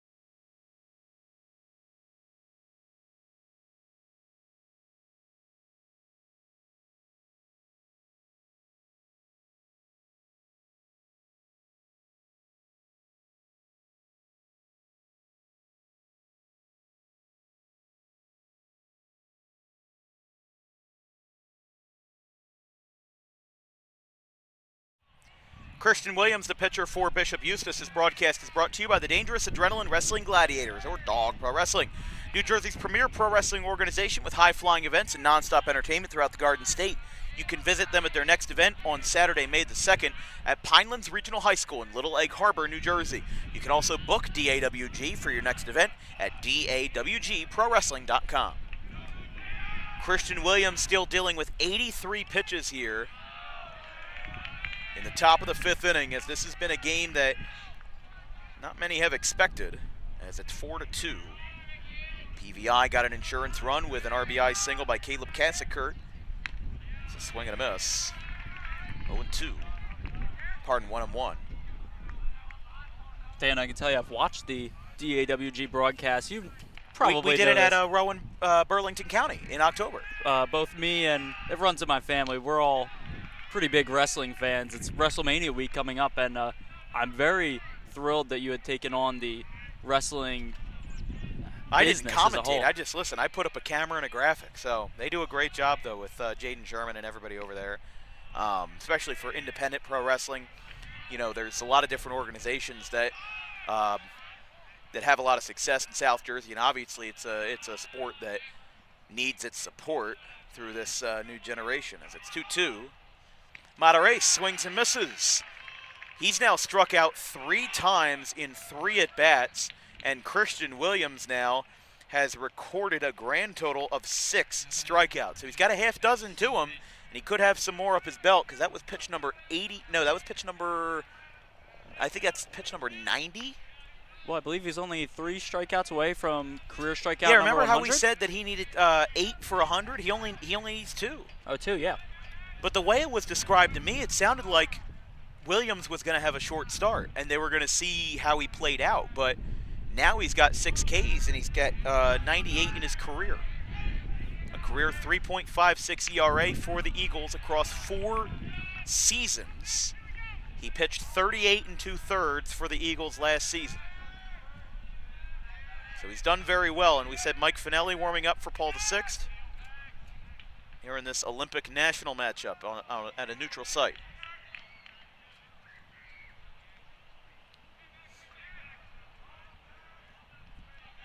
PVI 4, Eustace 2. I'm Dan Wilkins, joined by Gavin Van Rel of Rutgers Camden. Our producer is Vincent Focht of Camden County College. Fly ball, right center field. This one's pretty deep. It's going to stay up, though, for Brock Mission, and Mason Myers comes down with the ball into deep right center field.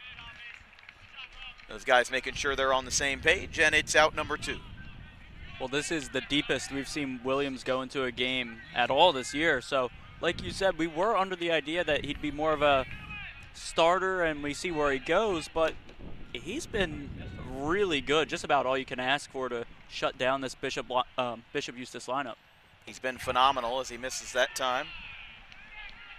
Williams, a commit to Rowan University. He'll be joining a very strong Division III program over there, the leaders in the NJAC. Williams, though, as you said, 9 1/3 innings this year. His longest start with 4 in the 4-1 win over Haddonfield back in March.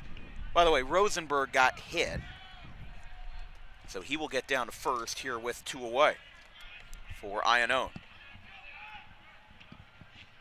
Rosenberg's been hit 3 times. He's had 3 plate appearances, and he's been hit all 3 times. Maybe a team field trip to CVS after the game for ibuprofen? Well, it's certainly a step up from yesterday. We saw in Audubon, Colin Filippi had 4 walks in his first 4 at-bats. Now, maybe 4 hit by pitches. Oof, that can't feel good. 0-1 to Iannone. Outside. But he pitched 4 innings versus Haddonfield. That was a game back on March the 28th. It was about 35 degrees that day. All of PVI's runs were unearned, but they won the game 4-1, and that has been, to this point, to this day, Haddonfield's only loss of the 2026 season. One's outside to Iannone, and it's 2-1. He pitched an inning and 2/3 when Eustace and PVI met up in Pennsauken. Eustace won that game 5-2. Eustace scored 2 in the 3rd, 1 in the 4th, and 2 in the 6th to put the game away. He pitched most recently on Monday, April 6th, 6 days ago, versus Cherokee in a 3-2 loss. PVI played them much closer than people expected, with 3 2/3 innings, 2 earned runs, 2 walks, 2 Ks. 2 balls, 2 strikes, 2 outs. Williams inside, 3-2. So if he gets 5 innings, the last time he threw 5 innings or more was in a complete game effort versus Sterling on May the 9th of his junior year. He had a complete game effort, no earned runs, but Sterling did score 2, as that one's going to be ball 4 to Iannone, and the runner goes down to second. The tying run is on base for Bishop Eustace. Last season, though, he had 2 complete game efforts, 7 innings versus Cumberland and 7 versus Sterling. So those were the only starts that he threw over 5 innings, or 5 innings or more. He had 2 such cases in his sophomore year, 1 versus Cumberland, 1 versus RV. and a transfer from Highland in his freshman year. So this is, his only third season donning the blue and white of the Eagles. But that will be the end of Christian Williams' day. He walked those two batters, or he hit Rosenberg. He walked Iannone. A very nice ovation from the PVI faithful, as he will be responsible for both runners with the new pitcher in the game. It'll be number 1, Mike Finelli. Williams leaves the game with 6 strikeouts, a grand total of 4 hits total, 6 Ks, and a handful of walks. We return after the break. New right-hander in the game for Paul VI.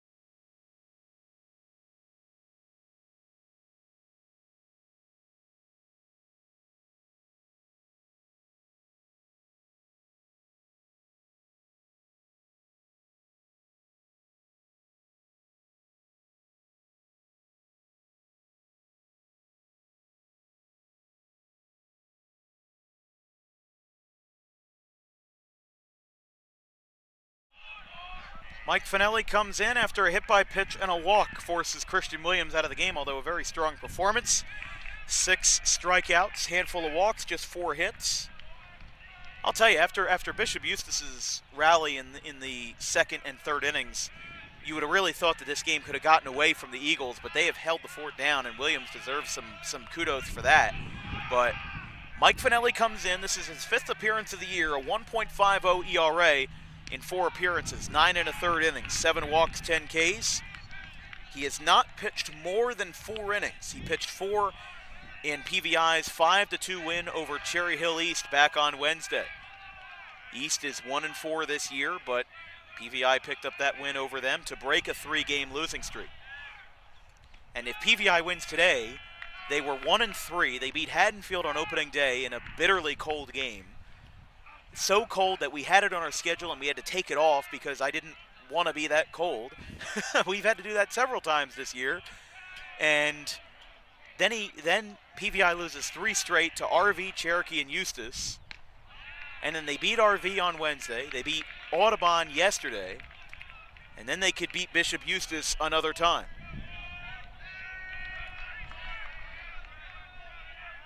And they still have that game versus Cherry Hill West on their schedule, but Nick Gruber told me explicitly that it is not going to be played. It is going to be postponed because of senior trip. 2 balls, 1 strike, Finelli to McLaughlin. Line drive into left field, a base hit. Takes a couple hops, goes to DeJalianardo.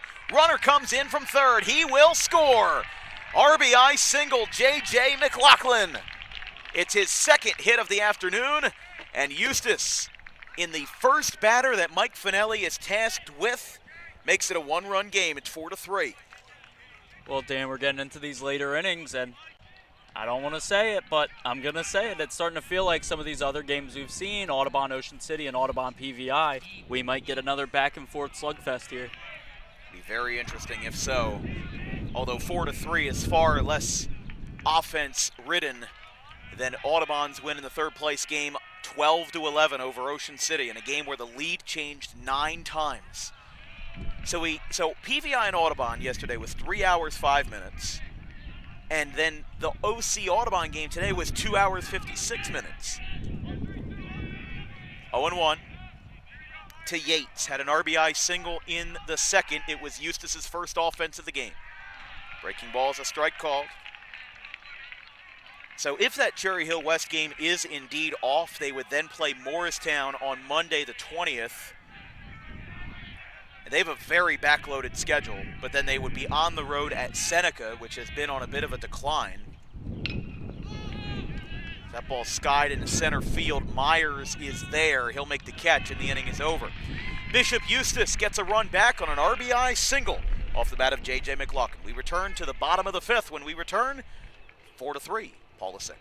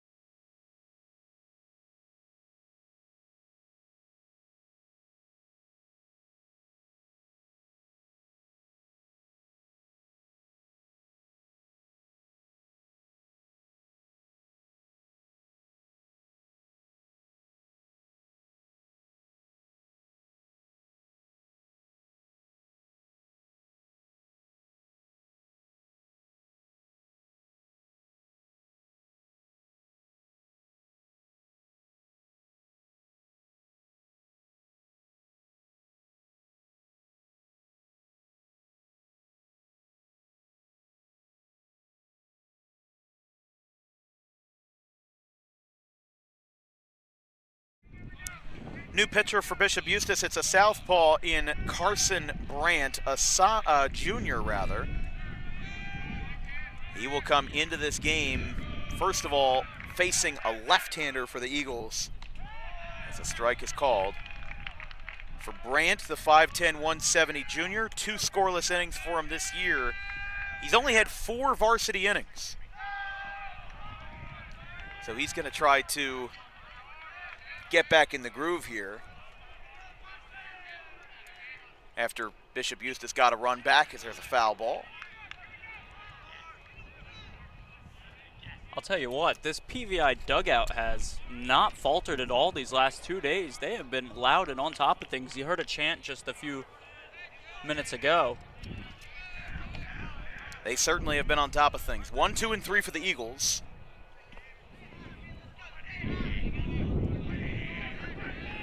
No balls, 2 strikes. There's strike 3. Laro goes down on strikes. I think he thought it was high. And Brandt strikes out Laro, who's been 2 for 2 today with 2 doubles to start off the bottom of the 5th inning.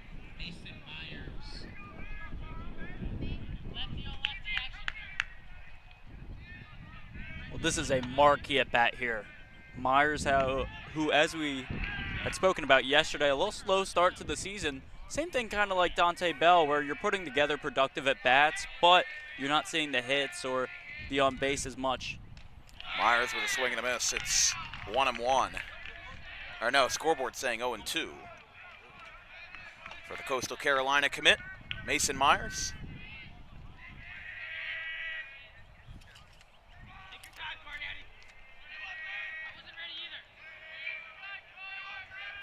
Brandt 0-2 is low.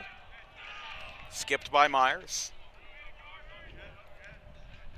Or rather by, well, Gabe Yates, excuse me. Myers had a sacrifice fly in the second inning. And the 1-2. Just missed, and the entire Bishop Eustace infield disagreed with that one. It's 2-2. 2 balls, 2 strikes. 1 away for Brant, and that misses at the letters. And the groans continue for Bishop Eustace.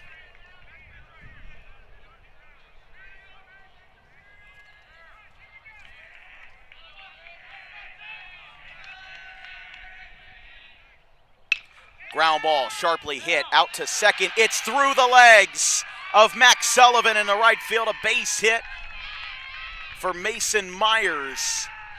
And Bishop Eustace with their second error in the field today. One by the pitcher, one by the second baseman.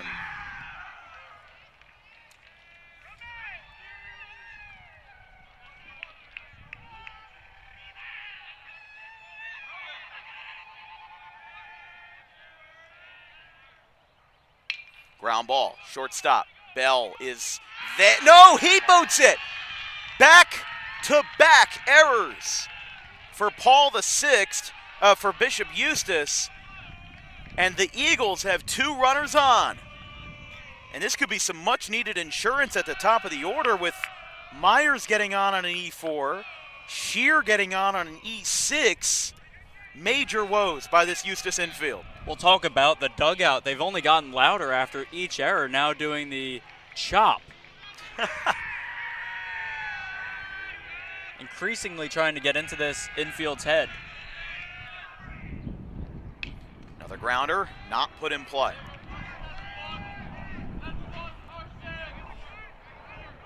Just about 5:30 here from Audubon High School at the Walnut Street Fields.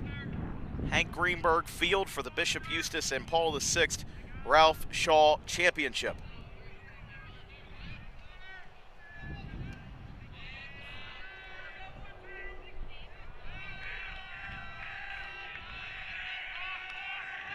Here's the 0-1. That one is low. Catcher hangs onto it.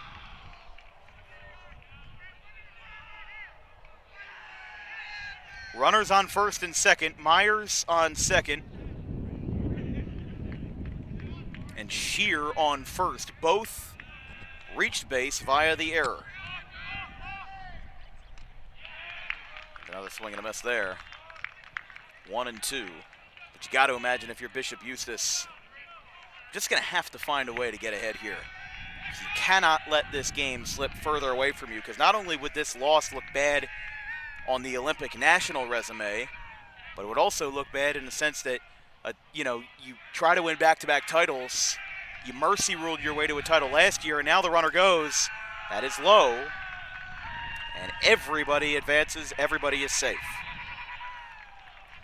A lot to lose if you're Bishop Eustace here. One, this will affect divisional standings, and correct. In that third and final, well, maybe not final because we're not sure about the Diamond Classic, but that third game they have later in the month, we're not foul. If PVI wins that game and manages to put together a good conference resume, that could be the difference between third or second or even first place. Right, like we said that it could be Eustace, West, and Morristown in the Olympic Nationals. There's a ground ball out to short. Bell's gonna pump fake to home. He'll throw to first. It's in time now. Rosenberg, he's trying to chase the runner back.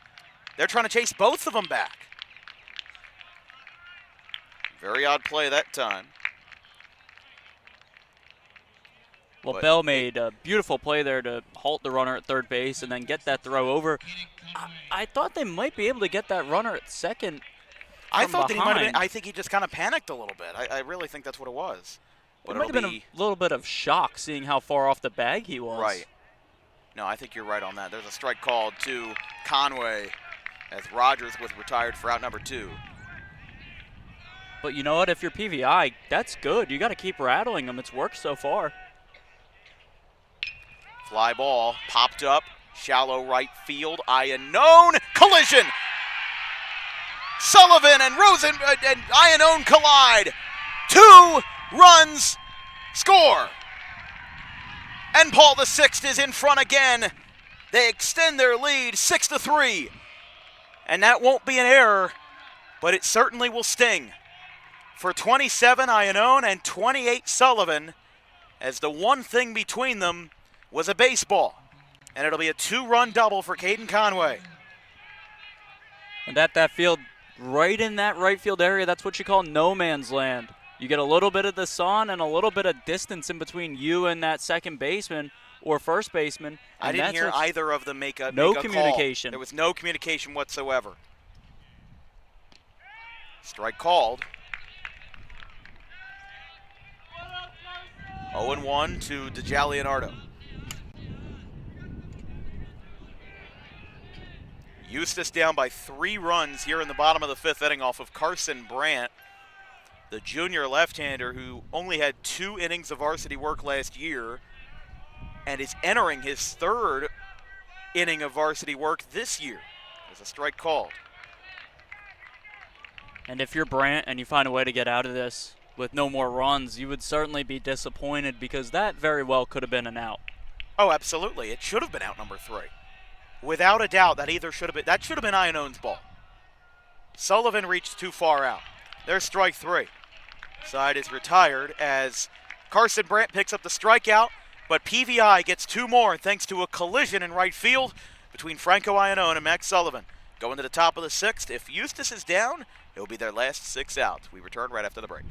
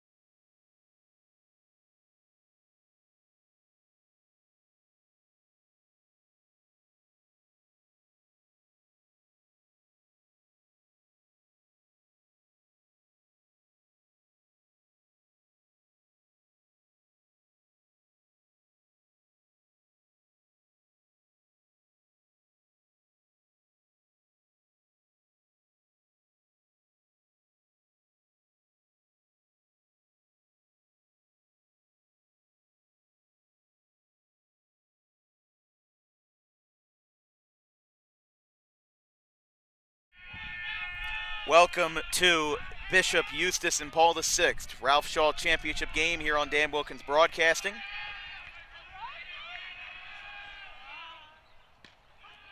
Strike called.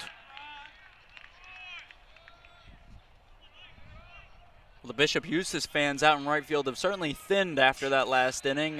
You wouldn't be wrong. Very disheartened. That one's up and in to Romeo. 9-1-2 for the Crusaders, so that'll be Romeo, Bell, and Fiola.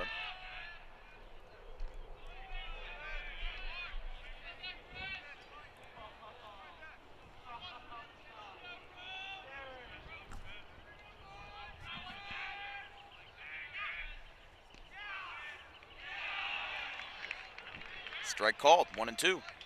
I'd hate to call this the make or break inning, but with your It 1-2, is.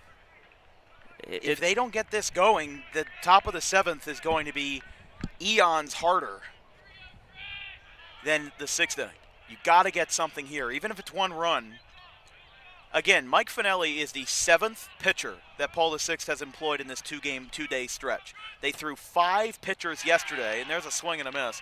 Trent Ferrara didn't make it out of the 2nd inning because he walked 6 batters.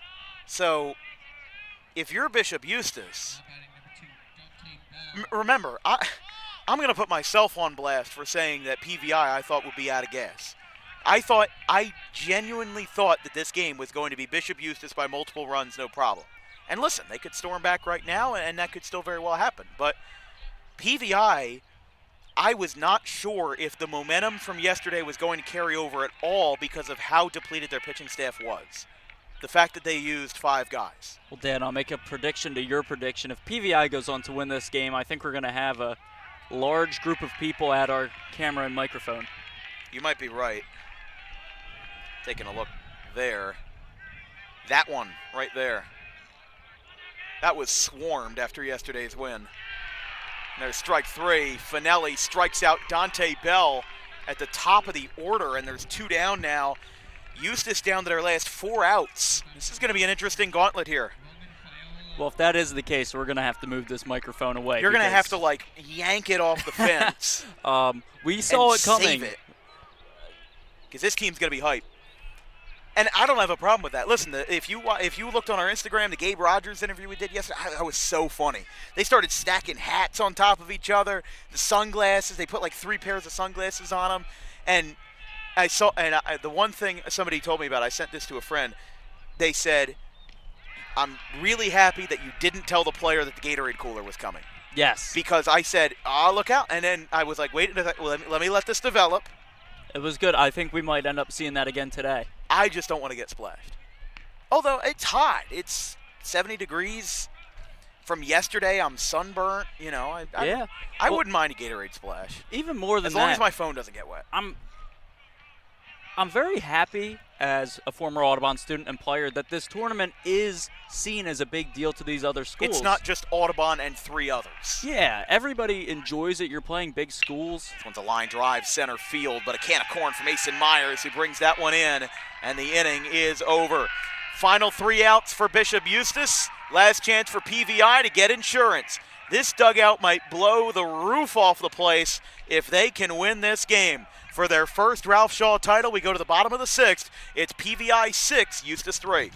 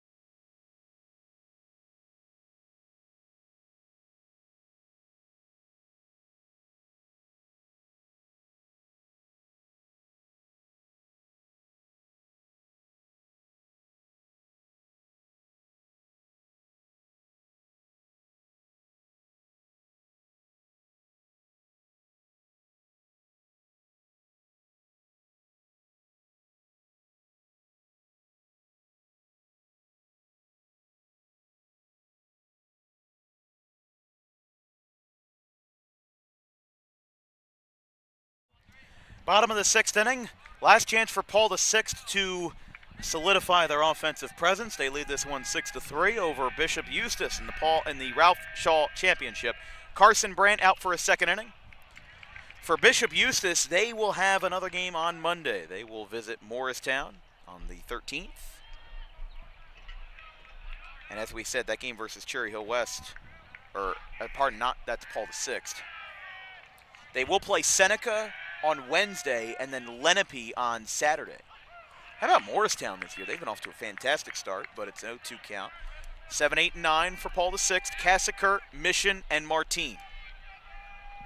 We'll talk about Morristown. Talk about Seneca. That's line drive, foul. That's a team that last year was a little underrated as they were a 500 team. They had some solid wins. And they were the 15 seed in South Jersey Group 2.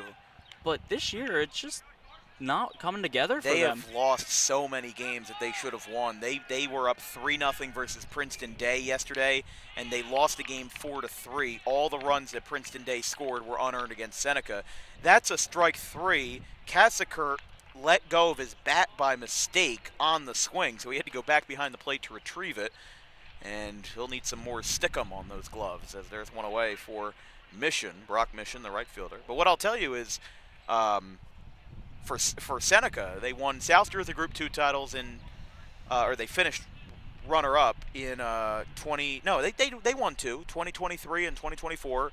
They beat Haddon Heights both times, and the one year was as an improbable run as an 8 seed, and then the second year was let's just call it a probable run as a 1 seed. So, there's only so much you can do, and Greg Sevening's a good coach. They just have been losing games that they should have won. So, batter is Brock Mission. Well, they're the kind of team that's a sneaky good tournament. Like, if you found them, let's say, in the round of 32 for the Diamond Classic, they could be an put upset a pick. really good competition on, say, maybe even a Gloucester Catholic, as opposed to, say, last year Absagami was in. Absagami, sorry. Yes. It's my I can tell you're apologies. not familiar with your Cape Atlantic schools. I am not. No, the only time I'm in that Cape May region is to go to Wildwood. Ground ball, first base side. Rosenberg gets it in fair ground. It'll be a foot race. He got him. Carson Brandt covered the bag. That was a great move by Rosenberg. I think that was going to be a 50-50 play. They weren't sure. They weren't sure whether or not we would see Rosenberg at first. I thought he was going to try to take that himself, but he did not. Well, it's a really smart decision there. You can see Brandt, he might have got off the mound like a step too late. Yeah, I think that was the case. But it's still a very good decision. He made it to the bag in time, and they get that second out. So Mission 3 unassisted, and the batter is Cole Martine, the designated hitter. Big swing and a miss that time.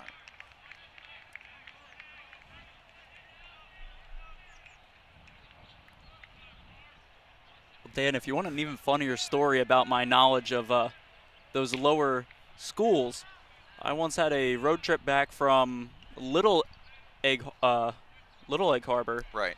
And I accidentally discovered Seneca. I never knew where Seneca was.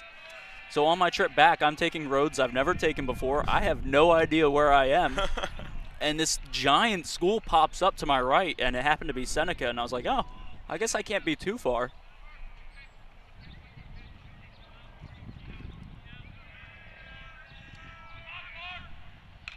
Popped up.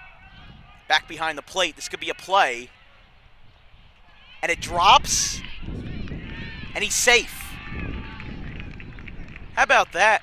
Martine, the ball was fair in the infield, and it dropped between 3 different players. Martine's going to reach first. Well, I'm not sure what happened there. I'm not sure at all The what sun's happened. not really in position of where that ball would be, so you can't say it's the sun. And the wind isn't blowing too hard to really affect that ball, so could just be a miscue. Just a standard miscue. Right. So we'll have to see.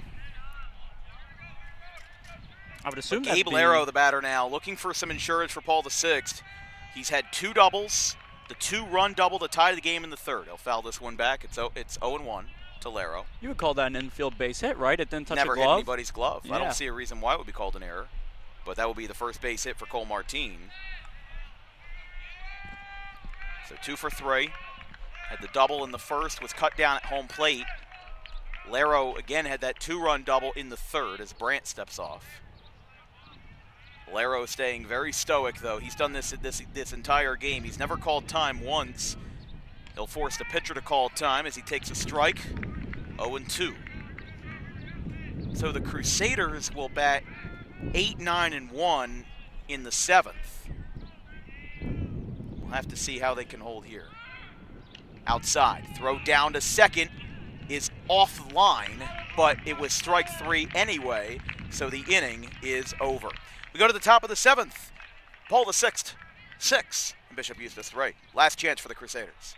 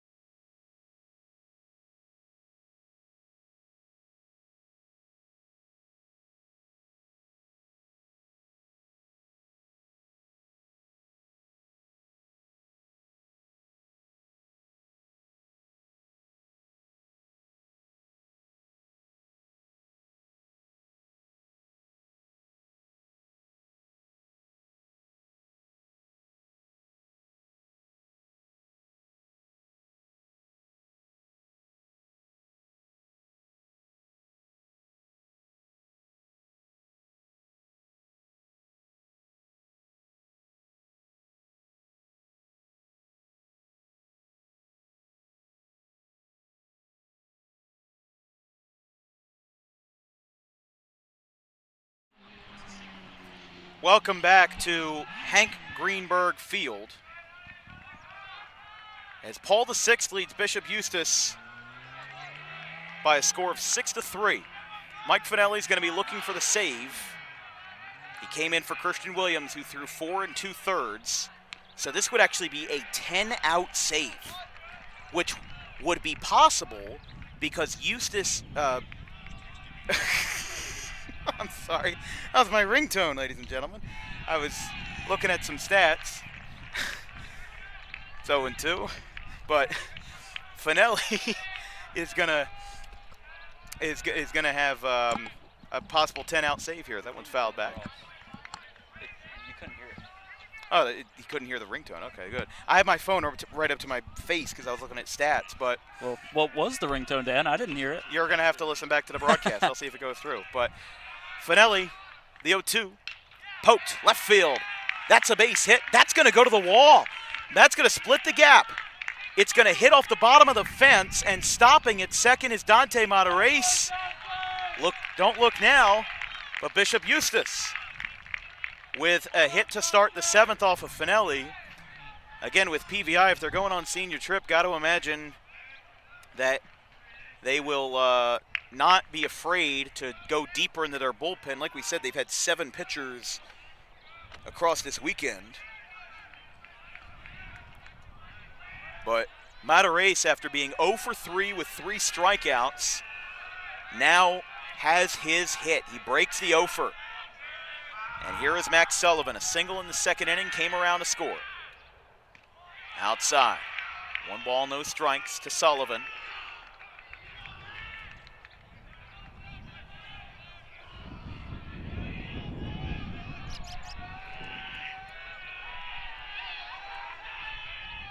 The 1-0. That one is up, 2-0. So for Matarese, remember, this runner does not matter right now.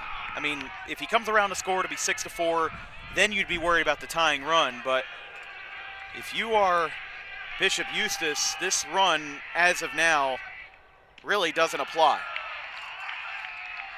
It's 3-0 now. And now the tying run could be at the plate. Yeah, this is one of those scenarios where you probably should just be focusing on the hitter and not necessarily that base runner. Like you said, the base runner does not matter. And if you can get him out, the batter out, it's the same ball game. You're still in the same scenario where the run on second base does not matter. Right.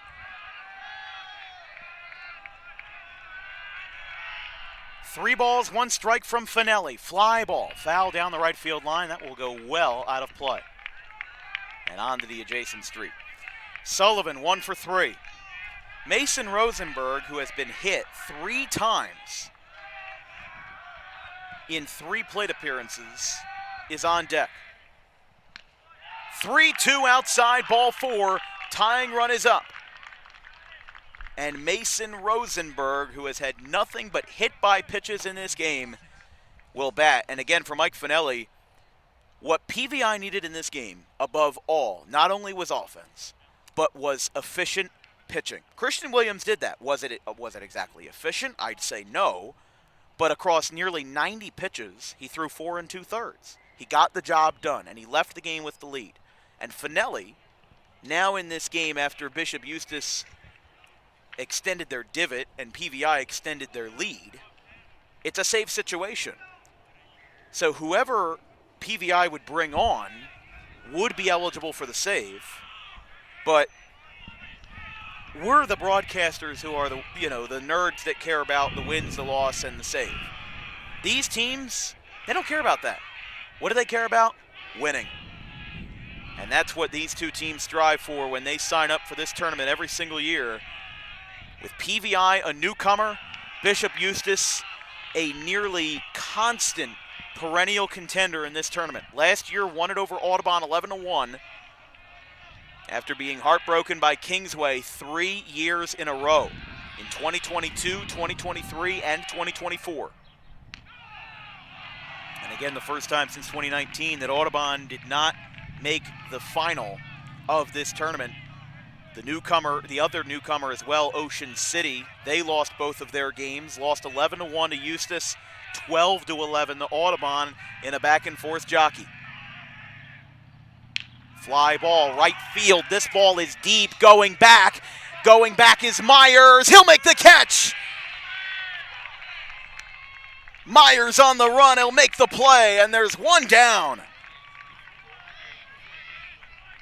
Holding at first base is Sullivan. Matarace tags the third, and the tying run is still up, this time in the form of Franco Iannone. Well, that's really big, Dan. The double play is still in order for PVI, and that ball just about almost got out of here, probably 5 feet away. A little bit, I think about 10. I think the wind dying down kept it in the ballpark. If the wind was as strong as it was when the game started, that's a home run. And that would have been electric to tie the game. Rogers and Finelli going through their choreography to make sure that they're on the same page. With a win, PVI would improve to 4-2, or rather to 4-3. They won their first game over Haddonfield and then lost their next 3, not only to Eustace, but to Cherokee and Rancocas Valley. And that one was a heartbreaker as well. RV won 10-6. They beat Cherry Hill East. They beat Audubon, and they're going to be looking for 3 straight. Ground ball, booted at first by Shear. He'll take it himself. He called off his pitcher, Finelli. He was originally going to flip it to him, but, you know, he kind of came to his senses, and he got the out. The run did score, and it's now 6-4. Sullivan is on second base. Matarace came in to score, and with 2 down, the batter is J.J. McLaughlin. He is 2 for 3, 2 singles in the game, and an RBI.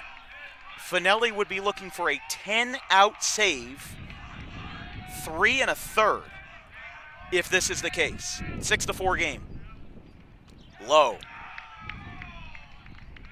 Dan, PVI has all their trust in Finelli here. This whole inning, they have not had a single person up in the bullpen. They were riding with him through the storm, win, loss, or draw. Well, I don't think there will be a draw in a championship game, but I tell you, these two teams wouldn't settle for one. Settle for nothing less than a trophy sitting back behind the plate.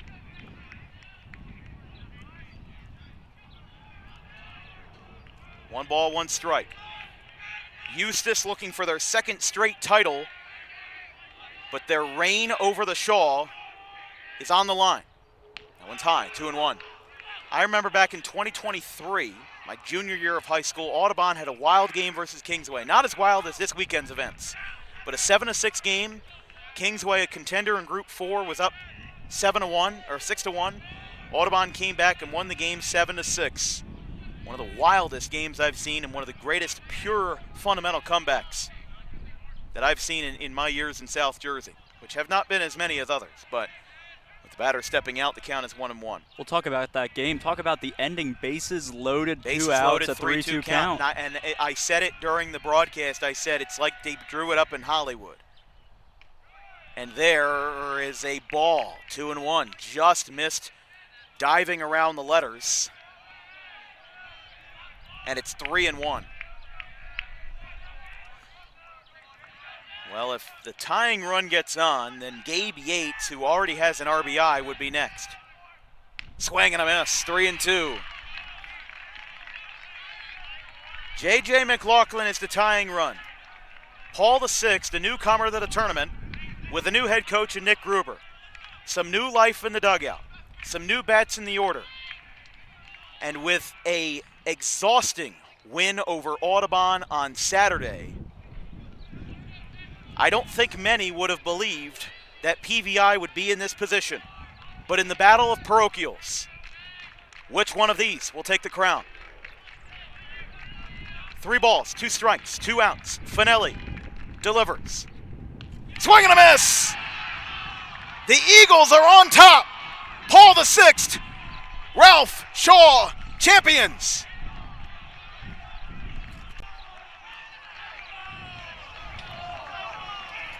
With the new head coach, Nick Gruber. They lost 3 straight last week.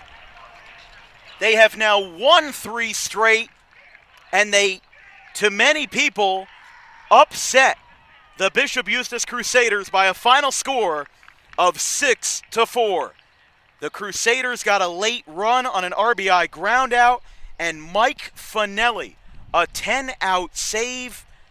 Eustace led this one at one point 2-0, but when Paul VI took the lead in the bottom of the third, 3-2, the Eagles never looked back. Well, the long-standing tradition of the Ralph Shaw Classic gets another leg in its history. Paul VI gets their first ever Ralph Shaw Championship. They've been in it in years past. They had a little break. It's really nice to see that, them celebrating out by the mound. And once again, an upset? I'd say absolutely. For Bishop Eustace, yeah, it's definite. Not to say we were writing their obituary yesterday, but we expected a lot more bullpen action out of Paul VI. And for those two pitchers today, Finelli and Williams, to do as good as they did, it really is just a showing of what kind of team PVI can be later in this year. They did their job. That is exactly what they did, nothing more, nothing less. They didn't showboat, they didn't pout, they didn't complain when they lost. They did everything that was asked of them and more. Christian Williams, 4 2/3, his longest start since his junior year in May. And, you know, just there's so much that went into this. This was a pitcher's game. Even though it was 6-4, it was a pitcher's game. Because Christian Williams and Mike Finelli, they were the ones that carried the torch for Paul VI. And, I mean, if you look at their offensive coordination, if you look at what they were able to accomplish at the plate, Gabe Laro had the best offensive performance, even though he only scored once and even though he only drove in 2. I think that goes to show a lot. You know, two runs by Caden Conway, an RBI by Caleb Cassikert, and a sac fly by Myers, but nobody on the offensive side had a performance that was, like, out of this world. Everybody kind of did their job. They did their job at the office, and then they come out here after, again, I'll rewrite the story again. They had a wild 3-hour game versus Audubon yesterday. They win 13-10 in a game that the lead changed 4 times, not to mention today where the lead changed 9 times. But yesterday, PVI, I think you said it very well, that Paul VI could use their momentum to win today. I didn't believe you, and to be fair, I had a little bit of rose-colored glasses in the sense that I didn't know if the team's momentum actually would carry them that far, but boy was I wrong. And Paul VI, very deservingly, are the Ralph Shaw champions. Well, I think the bigger question today, because undoubtedly their hitting as a team was a team effort, right, is does this player of the game go to, one, the 10-out save, or Williams, who continued his I would say dominance over the offense that Bishop Eustace has, which is usually an unstoppable force. Well, for Christian Williams, like we said, 6 strikeouts in 3 2/3. He's now up to 98 in his career. But when he came out of the game, Finelli came in and he gave up that 1 run. I believe it made it 4-3. And then Eustace, PVI got those 2 runs back. And again, they never really looked back. So if you want to talk about it, Williams gave up 4 hits. Finelli only gave up 2. And at the end, he struck out 1, 2, 3, 4 batters, including the final one. Gabe Laro is being added to the all-tournament team. They're giving out awards now. That's Christopher Baker, the athletic director at Audubon, giving the... Going to let them take this trophy here, but he's doing the ceremonies now. So let's turn up that microphone for now and hear what he's got to say.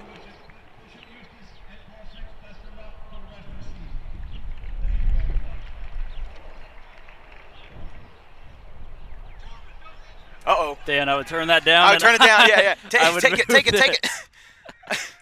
I'm gonna hold it. Hold on, No. Let me get it. Here we go. Dan, I got 3 words for you. You learned it.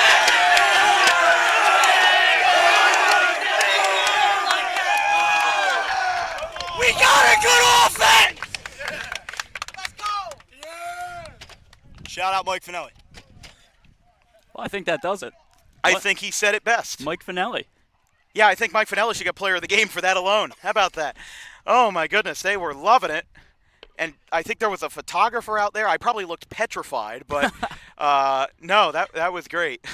Yeah, Mike Finelli, let's give him the player of the game. But that'll be all for us tonight on DWB, and that'll be all for us from the Ralph Shaw Classic.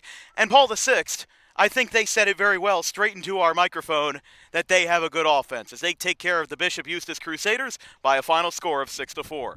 That'll be all for us tonight on DWB. Our next broadcast will be on Monday, April the 13th, as we travel up to Burlington County for a BCSL Liberty matchup between the Burlington Township Falcons and the Northern Burlington Greyhounds. From our entire crew, our social media coordinator Haley Mejia, our graphics crew Caleb Lane, Carson Rosso, and Fisher Giannotti, my producer Vincent Foch, my color commentator Gavin Van Rel. I'm Dan Wilkins. We will see you tomorrow. The final score of tonight's game, Paul VI 6 and Bishop Eustace 4. Have a good one, folks.